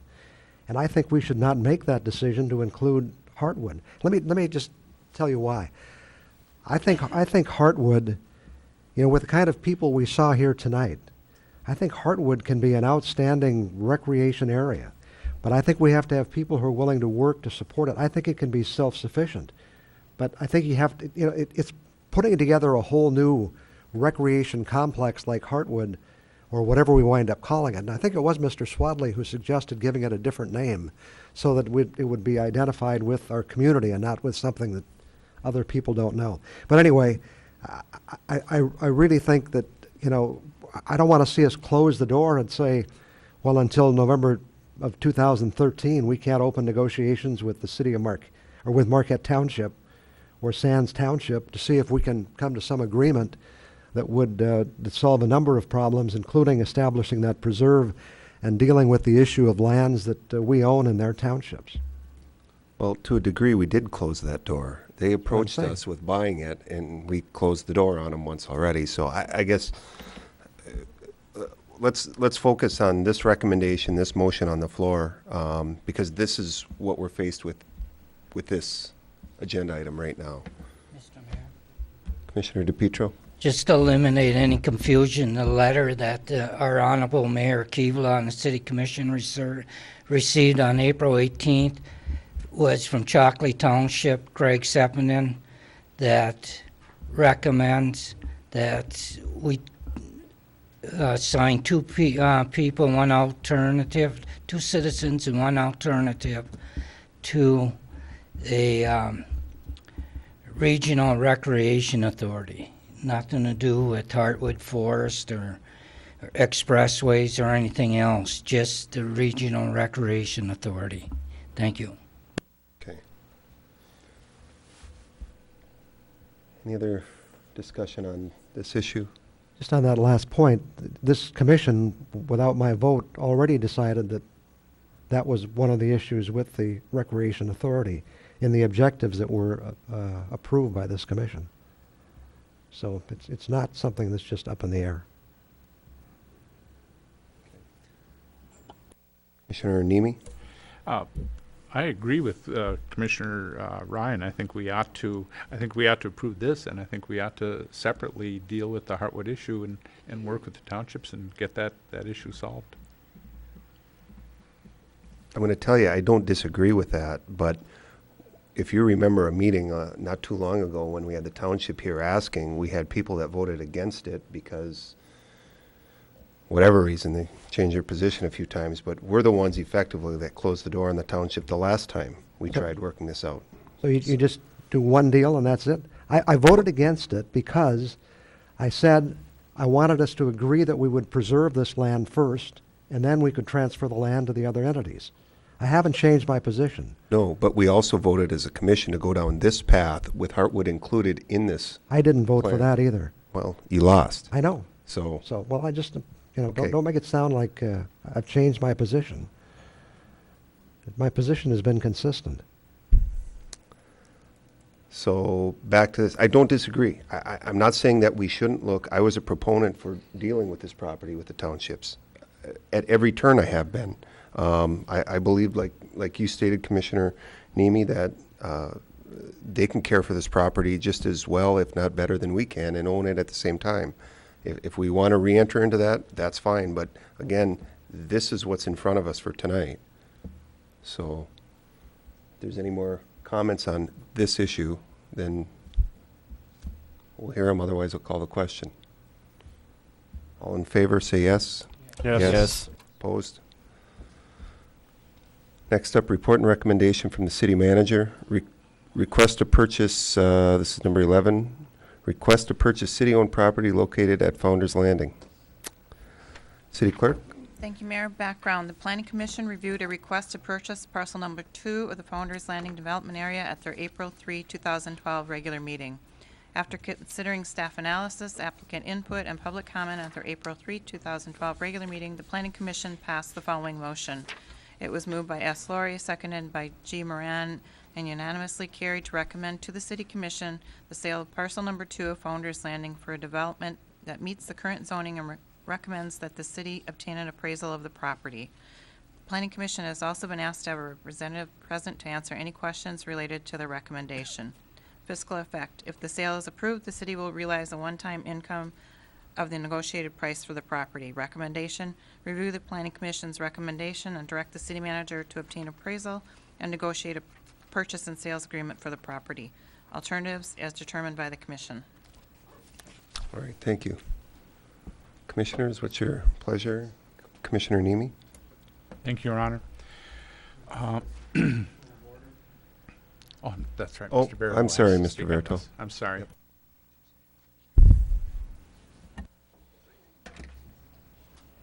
Understandable on account of the hour. Frank Jeff Verito, 350 East Ridge, Marquette. These are my opinions. Go ahead. Fred's writing my name down, maybe. You might be surprised to hear that I've long believed a supermarket is among the most practical uses for the rail yard parcel closest to US 41. However, the site provides a nice view of the woods from Front Street that line Lake Superior, which is a lot to sacrifice considering how you've blocked our view at the nearby roundabout. Another issue pertains to Lakeshore Boulevard. Originally, the road was not to cross Whetstone Creek. Officials later sneaked the road back in during the 11th hour, similar to how our lake view was later blocked with townhouses at the worst possible spot. Now that the road goes through a bustling supermarket and hardware store might encourage too many shoppers to use what was intended as a traffic calming road. Add this to the influx posed by a new hotel and future high-density development at the rail yard's north end. Were parcel 2 considered alone, the proposed use is suitable, aside from the east wall of the hardware store rising too close to the boulevard. What plans are there to buffer the east end from the road and the green space beyond? Is there any way to widen the buffer by running the building north and south instead of east and west? Thank you. Commissioner Nemi? Thank you, Your Honor. I'll make a motion that we request a appraisal on this property, we not proceed with this sale, and that we put a request for proposals out on the property after we receive appraisal. Okay. We have a motion to ask for an... You want me to repeat it, or? Clerk, do you want to repeat the motion? Commissioner Nemi proposed that you require an appraisal and not proceed with the sale until after the appraisal has come in and then put the property out for sale. That's for proposals. On request for proposal. Given my understanding, that means we're not going to sell the property for the supermarket. I will support that. Unless they come in and, with requests for proposals, they can come back if they want. I guess what I want to make sure is that as we sell this property, we will be doing it for the best and highest use. And certainly a supermarket and hardware store is not appropriate for that piece of land. So while I support the appraisal and while I support putting the property out, I wouldn't want to link it to any opportunity for them to come back in feeling that they're a welcome client. Well, I guess the way I look at it is we put out a request for proposal. Anyone is eligible to put in a proposal.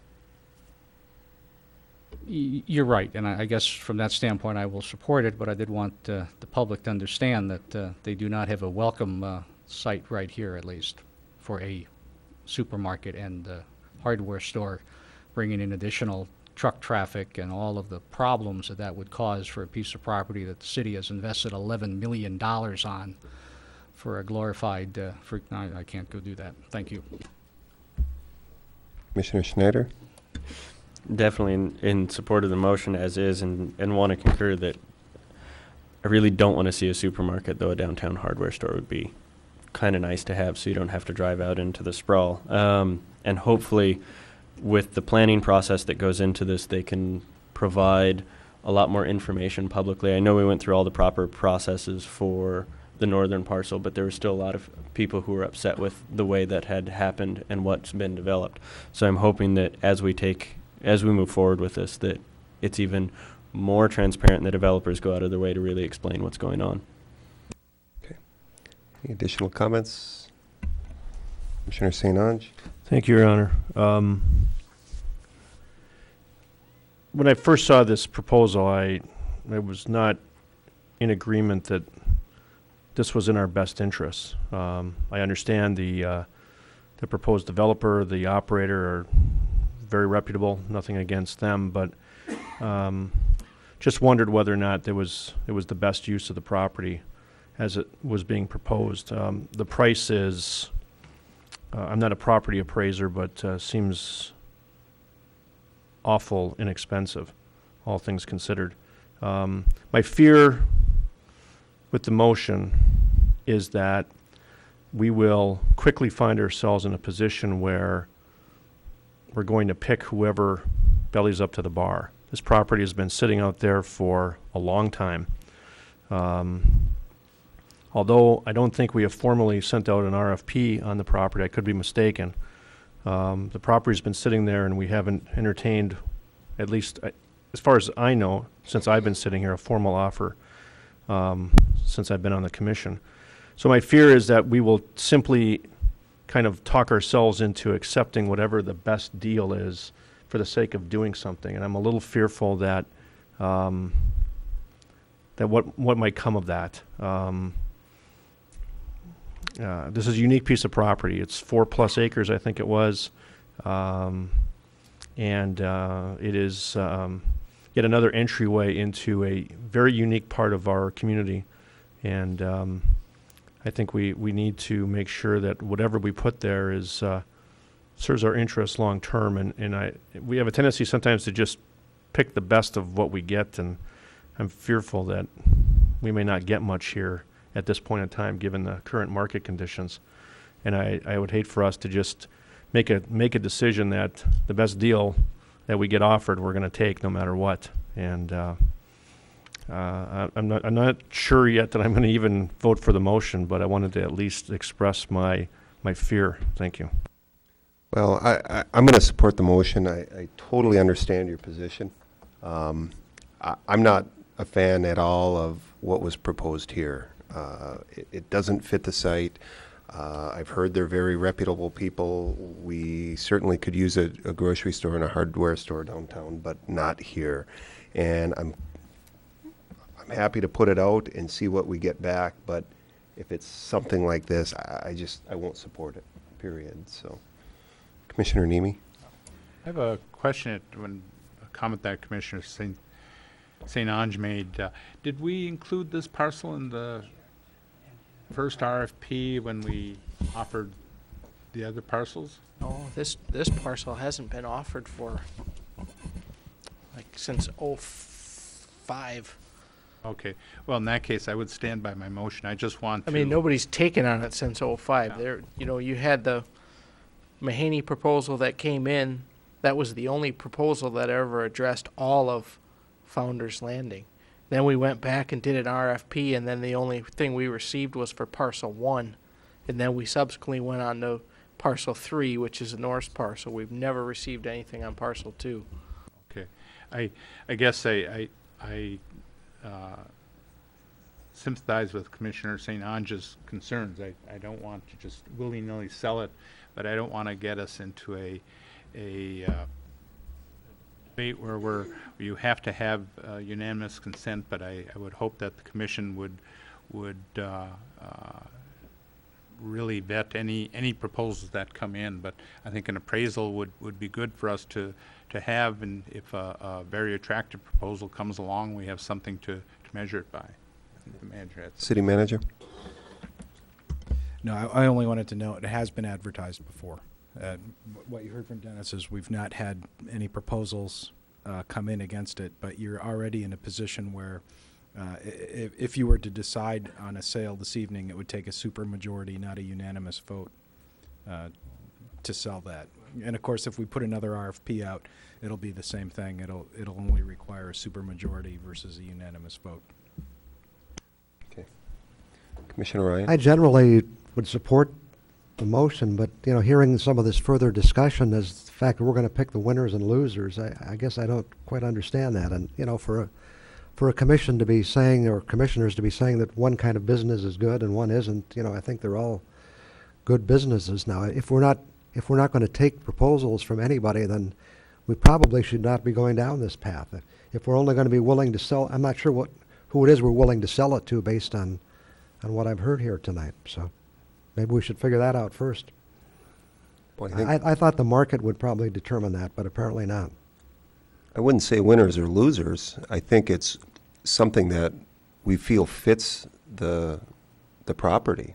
Again, as Fred pointed out, this community spent $11 million cleaning this up. I think we have the right to be selective as to what we put on that site, considering the amount of taxable base that is going on the rest of this property. Just say if we're going to take that approach, then we might as well identify up front who can bid on it, because otherwise a lot of people are going to waste time because we're not going to take certain kinds of businesses.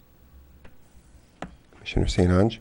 I guess I'll, for the purposes of getting this thing on the table, I'll certainly vote for the motion. I find it ironic that the arguments on this particular property don't necessarily apply to the Heartwood property that we discussed 30 minutes ago. It seems like we tend to argue the merits of whatever we want and not necessarily a consistent policy across all potential property sales. So I'll support the motion, and let's see what we get. Commissioner DePietro? One thing nice about the RFP, city attorney, we have the right to reject. Correct. Okay, thank you. All right. Anything further? All in favor, say yes. Yes. Yes. Yes. Opposed? Motion carries. Number 12, report and recommendation from the city manager, bid for Forest Park Drive, Mildred Avenue, and Wilson Street reconstruction projects. City clerk? Mayor, background. Plans have been developed for the package reconstruction project of Forest Park Drive, Mildred Avenue, and Wilson Street in accordance with prior Planning Commission and City Commission approval, master plan, and capital improvement plan requirements. The work will consist of replacement, extension of water main and laterals, sanitary sewer main replacement, extension, replacement of Orangeburg sanitary sewer laterals, storm sewer main extension, reconstruction of the street, and of the associated appurtenances per the plan limits. Plan limits are as follows: Forest Park Drive from Grove Street to Wilson Street, Mildred Avenue from McClellan Avenue to Gray Street, Mildred Avenue from Elm Avenue westerly to the cul-de-sac, Wilson Street from US 41 to a point 530 feet south. Bids for the project were open on April 19, 2012. 7 contractors responded to our request for bids. Tabulation and checking of the bids found errors on 4 of the contractors' bids. Fiscal effect. The Forest Park Drive and Mildred Avenue projects were approved under the fiscal year 2010-11 budget. The Wilson Street project was approved under the 2011-12 budget. These projects will be part of the fiscal year 2012-13 bond package. Pursuant to City Commission action at the April 18, 2012 special budget meeting, the recommended fiscal year 2012-13 bond debt ceiling of $4 million will be reduced by the award value, leaving approximately $3 million for fiscal year 12-13 CIP approved projects. Recommendation, award a contract for the package reconstruction project of Forest Park Drive, Mildred Avenue, and Wilson Street to Associated Constructors, LLC, in the amount of $994,437.37 based on the quantities and unit prices bid. Alternatives as determined by the Commission. All right, thank you. Commissioners, Commissioner Stonehouse. A motion to award a contract for the package reconstruction project of Forest Park Drive, Mildred Avenue, and Wilson Street to Associated Contractors, LLC, in the amount of $994,437.37 based on quantities and unit prices bid. Commissioner DePietro supports. Discussion, Commissioner Stonehouse. It's been on the plan and well within bids, so no discussion. Commissioner DePietro. Just well-qualified contractor and low bid, so thank you. Any additional comments? Commissioner Schneider. Well, definitely support it. It's work that needs to be done. However, for the reason that I voted down the McClellan Street extension project, I look at the $1 million number to maintain streets and wonder how many more times we're going to keep doing that into the future, and I wish that we would start finding ways to invest that money in alternative infrastructure that does not keep begetting more and more street maintenance. That's it. Duly noted. Thank you. Any other comments? All in favor, say yes. Yes. Yes. Yes. Opposed? Number 13, report and recommendation from the city manager, contract to analyze bridges for load rating. City clerk.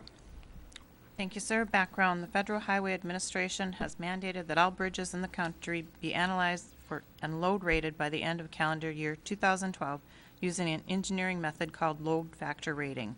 They have tasked each state's Department of Transportation with notifying local bridge owners of this requirement and verifying that the bridges are inspected. The load rating must be performed by an experienced licensed structural engineer. Since two of the city's bridges, County Road 550 and Lakeshore Boulevard over the Dead River, were designed using an older method called allowable stress design, they must be analyzed using the newer method. City staff sent out a request for proposals for qualified consultants to perform this work. The city received 6 proposals. Each proposal was reviewed by the city engineer, assistant city engineer, and hydrology engineer. They ranked each proposal and ranked using a qualification and cost-based system. The results are shown below. One requirement written in the RFP was that the consultant uses the city's contract for professional services. One consultant amended and added an exhibit to his contract as part of their proposal and was subsequently considered ineligible for this project. Fiscal effect. Sufficient funds are currently available in the 2011-12 budget for this project. Recommendation, approve the contract with Orchard Hills and McClement Inc., OHM, of Livonia, Michigan, in the amount of $2,000 to analyze 2 bridges for load rating. Alternatives as determined by the Commission. Thank you. Commissioners? Commissioner Nemi. Thank you, Your Honor. I move that we approve the recommendation as stated. All right, do we have support? Support. Commissioner Schneider?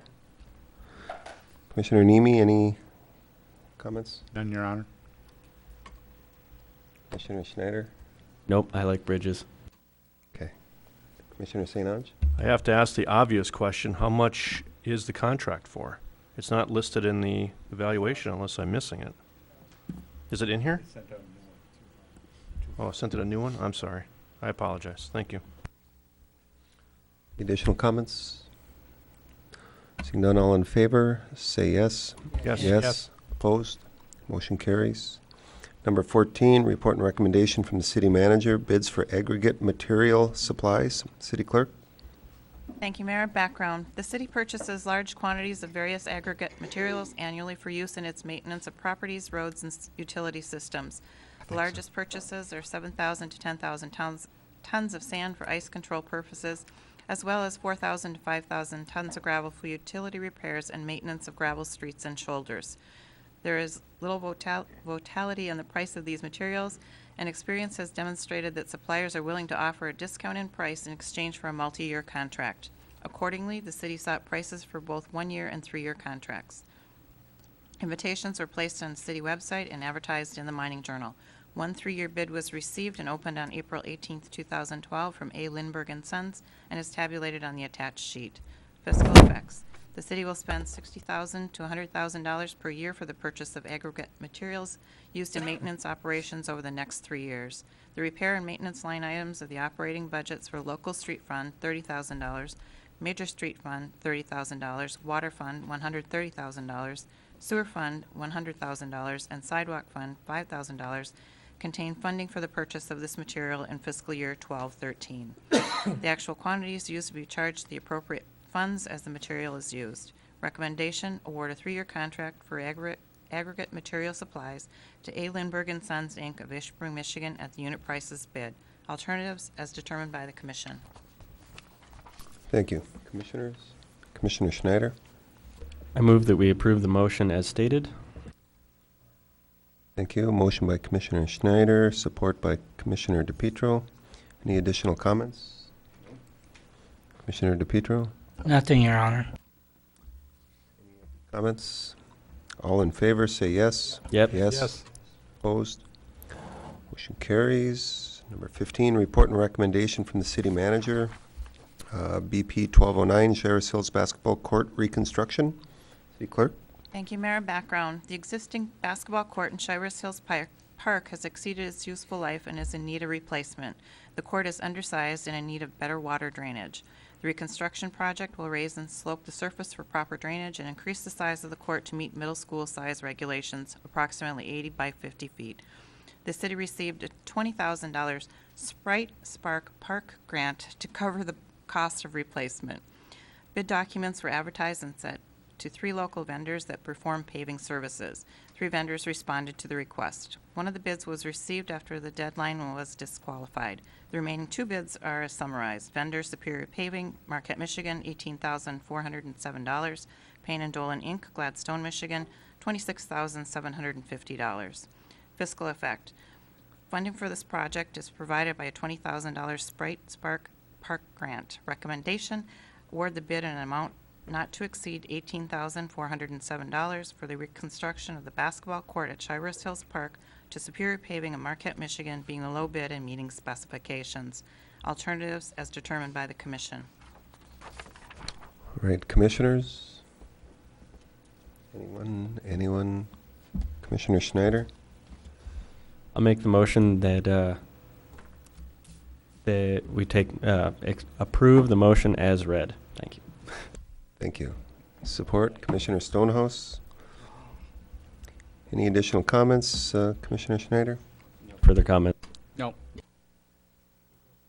Commissioner St. Ange? Sorry. Are there any limitations on the $20,000 grant that would limit our ability to spend the entire $20,000? I mean, are there any conditions out there? The only condition is that it needs to be spent on the court itself. Which is what the bid is, so Correct. we should be able to expend all the money and. Right. Very good. Thank you. Seeing no other comments, all in favor, say yes. Yeah. Yes. Yes. Opposed? And last up, report and recommendation from the city manager regarding park concessions and lease agreement. City Clerk? Mayor, background. At its March 14, 2011 meeting, the City Commission approved a 1-year lease agreement with Vangos, Inc. to operate the concession stands at Matson Park and Presque Isle Park. Vangos is proposing to renew the 1-year lease, compensating the city with $300 per month for the Presque Isle store and $550 per month for the Matson Park store. They base their proposals on $9 per square foot. They will be responsible to pay for electric utilities. Last year, the total utilities were $1,130 for the 2 locations. By privatizing, it allows staff to continue to be directed toward other value-added initiatives. It also guarantees revenue generation, which has been weather-dependent. Fiscal effect, the general fund will receive $4,250 in lease proceeds. Recommendation, approve the lease agreement between the city and Vangos, Inc. to operate the concession stands at Metzen and Presque Isle Parks and direct the mayor and clerk to sign the agreement. Alternatives as determined by the commission. Thank you. Commissioners? Commissioner DePietro? Thank you, Your Honor. I move that we approve the recommendation of the lease agreement between city and Vangos, Inc. to operate the concession stands at Matson and Presque Isle Park and direct the mayor and clerk to sign the agreement. Thank you. Thank you. Do we have support? Commissioner Schneider? Support. Any comments? Commissioner DePietro? Nothing at this time. Commissioner Schneider? No further comment. Commissioner Nemi? Thank you, Your Honor. I just have a question of staff. This rate is the same as last year. In last year's agenda item, we had estimated or said total utilities was $2,000. This year, they're only $1,130, about $900 less, but it doesn't cost any more for the leasee to lease the premises. Why? We're using Presque Isle store as the model. That's the one that we have a meter for. And we just double that as our utility cost. The Matson Park store has shared utilities with other park amenities, and so it's difficult for us to get that cost. But why didn't we increase the lease rate this year? They're apparently making a profit, otherwise they wouldn't be doing it again. Well, that's what they've suggested, that they're, what they'd like to suggest for this year. Can't we suggest back to them? Do we just automatically take the suggestion? Shouldn't we negotiate? I guess it could. The commission wants us to do so. I would like to see us negotiate.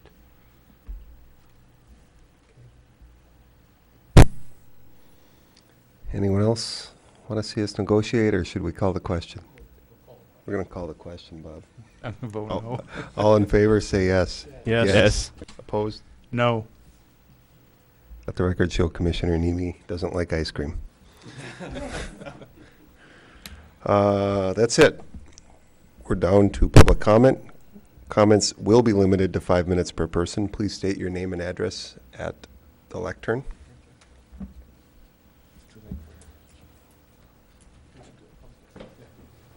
Hello again, David Olala, 420 East Prospect here in Marquette. I wanted to just take a quick moment and address the Heartwood land again and maybe help make some clarifications.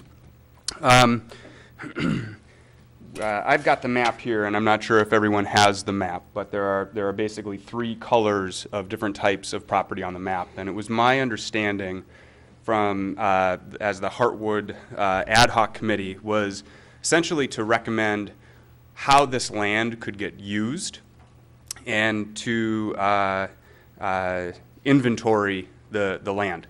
And essentially the group was a mixture of trail users and some developers. It was a diverse group. I think there was 11 people on the group, and we spent a lot of time. The easiest part was the negotiation between, on my map is called potential development, and which is orange, and conservation, which is green. The difficult part is this purple land.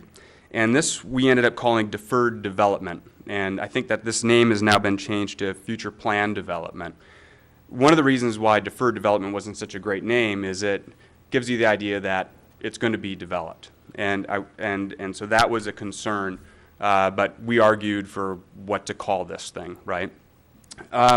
So this deferred development was basically what we could not agree upon. There was no compromise in how much of this land should be used for recreation and how much of this land could be used for essentially housing developments or dwelling style developments. So we agreed that, look, we're not going to get this done. We spent 3 weeks arguing it. It became this deferred development. So that's why this topic is really hot around this purple land. In one sense, from a recreational standpoint, it's an irreplaceable piece of property that runs down the Carp River Valley, which is ideal for local recreation, trail recreation in that area. It would also be a nice place to have a house. But is that the best place to have a house? That was the argument.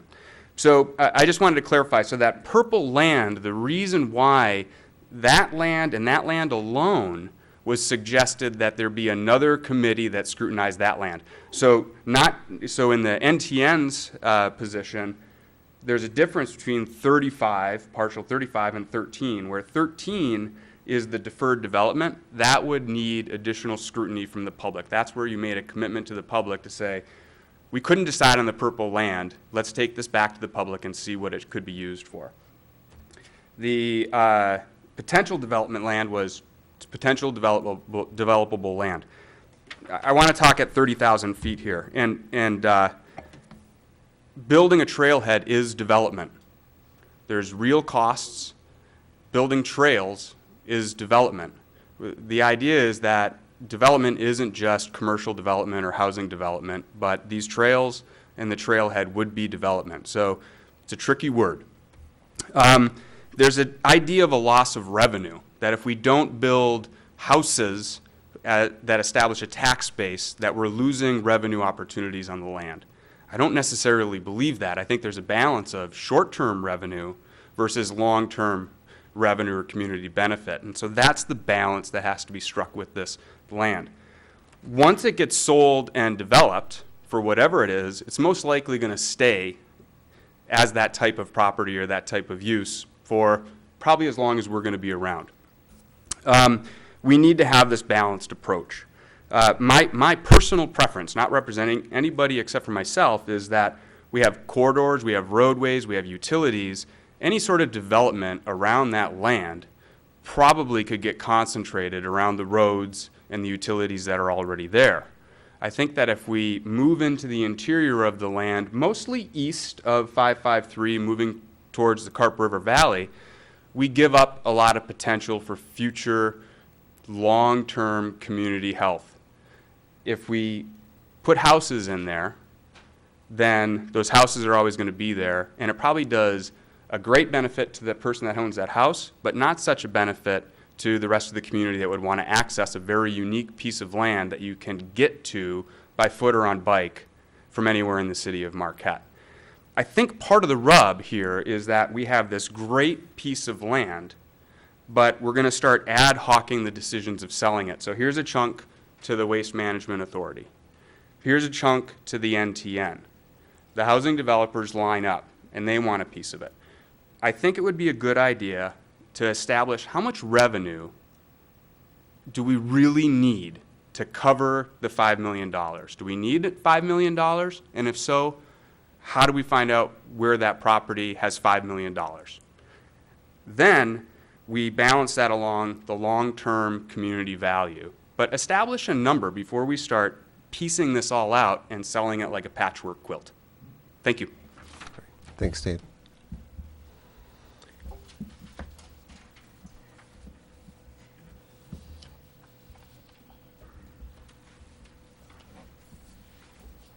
I know it's late and I won't take 5 minutes, but Steve Laurie, representing the Planning Commission, and I'd just like to offer a slightly different perspective than I heard from the discussion here tonight.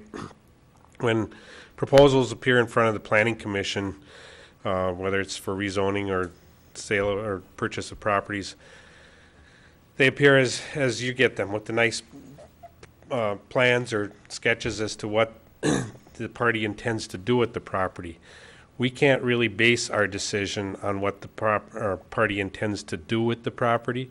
We have zoning in place, we have standards that they have to meet, but we don't have the tools to make them build what they're putting in front of us. So we have to base it just on what the city has in place already. And whether it's the zoning for multiple family that may not be tight enough to make that work, whether it's property that's presently zoned waterfront or not waterfront, but the title's escaping me right now, but it's clustered residential, I can't recall the title on it, that applies currently on the Heartwood property area, and doesn't really account for the trails or park development or whatever. And certainly with the Founder's Landing parcel, it's zoned mixed-use waterfront down there. It's a form-based code. The use that was proposed does fall within the zoning. The design that was proposed, we made the applicant very clear that he could not build anything even resembling that on the property, and basically expressed a lot of doubt that he could build a hardware store and a grocery store that would meet the zoning requirements, but they felt that they could still do that, going back to their designers. So I guess you get it from a little different perspective. We have to base it on just what the city has in place on a property, and oftentimes that's not enough. And I hope that you can find other tools or understand that we sometimes aren't ready because what the city has in place isn't adequate. Thank you. Thanks, Steve. Anyone else wishing to comment? Seeing none, we'll move to commissioner comments. Commissioner Nemi? I have nothing, Your Honor. Commissioner Schneider? I'll make it really quick. One, I want to thank staff, because you guys have to listen to us volley things back and forth, and a lot of this stuff definitely complicates your lives in a lot of ways. So just a sincere appreciation for what you have to go through to listen to all of this and wondering what the next day of your work is going to look like. On that note, at least you're getting paid full salaries for it versus the 76 cents an hour we get for our time. So much appreciated as well. I appreciate the discussion with the other commissioners. I think tonight's been illuminating, I think, for a number of our citizens about what really goes into the democratic process of the decisions that are made in our community.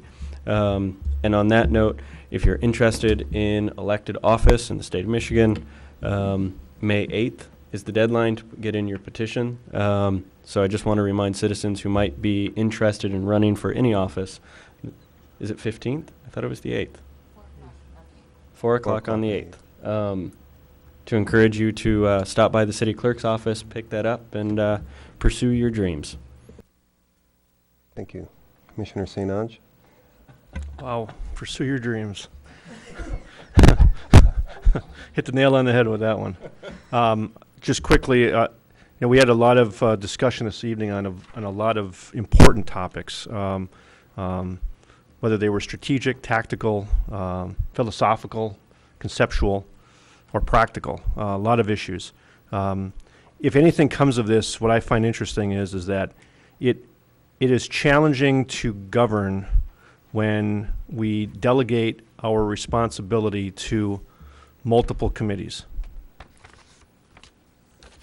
I think the fact-finding process is well served, but at the end of the day, we are subject to the gray matter that might come out of a committee that we assigned to a project, and that may defer our responsibility to make the decision early in the process, but I think, as exemplified this evening, it compounds the difficulty that we have in dealing with the outcomes that we've created.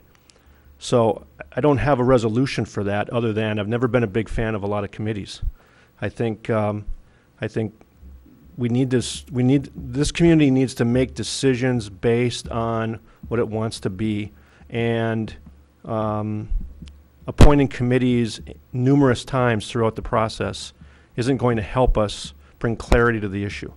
It's great for fact-finding, but at the end of the day, I think those who are either charged with establishing policy, or those who are charged with administering those policy decisions, have to do their job going forward. And again, interesting conversation. I do greatly appreciate what the Planning Commission has done and the challenges that they have each and every day in a variety of settings. I absolutely concur with Mr. Laurie with regard to the black and white issues that the Planning Commission must deal with. We get the gray matter, and it doesn't make the process any easier. But I trust that with all the discussion and all the issues that we talked about tonight, if we're really intent on doing it right, we'll find a way to do it right and do it in a timely fashion so that the collective interests of the community can be served. Thank you. Thank you. Commissioner Stonehouse? Yes, thank you. Just a couple of quick items. We've heard an awful lot tonight about biking and economic value of it. I think it would be extremely valuable to the city and to this commission if we actually had a credible, academically rigorous economic impact study to the city of Marquette for biking. Not to the community, quote community, not to the county, but to the city of Marquette, the value economically that we receive from biking. And I don't mean some numbers thrown up as very quickly were flashed around today, but one that is, again, academically rigorous, absolutely correct, and done to the nines, and cited that we can use that as a document that then establishes a value system for exactly what many people have talked about. Is this a good investment? Is it a bad investment? In fact. I find it fascinating listening to public comment, the number of people that live in the township and think they live in the city, from the standpoint that they'll give a township address and they'll tell me all about all the taxes they're paying and how we should do things for them. And I scratch my head and say, you live in the township. We don't get your taxes. So somehow people need to get a better handle on where they actually live. And when they begin to talk to us, I think that'd be very valuable. But it's just fascinating to watch. Thank you. Thank you. Commissioner Ryan? I'm going to continue to pursue my dream. My dream is that someday we'll create an outstanding recreation trails and nature area in the Heartwood Forest. And I didn't come on this commission with that as my objective. I came on this commission with my objective being that we would finally do something at Heartwood Forest to determine what we wanted to do out there. But I've come to believe that the best thing we can do is to continue to use it as it has been used for many years and formalize that arrangement to involve Sands Township and Marquette Township in the process. I think there are ways we can do that where Marquette can get back some of the money it spent to buy that land, and those townships can get some ownership of that land so they'll feel more involved in this process. But I do believe that if that could be accomplished, that would be the number one thing on my agenda for the hopefully 6 years I'll be here. The other comment I would make is we had two issues tonight. One was the proposed bed and breakfast on Lakeshore Drive, and the other was the potential purchase of property by the Nicomenon Trail Network. You know, it was fun to do all that, but, you know, in the end, that was not a good process as far as I'm concerned. I think it left all of us sitting here trying to figure out how do we figure this out.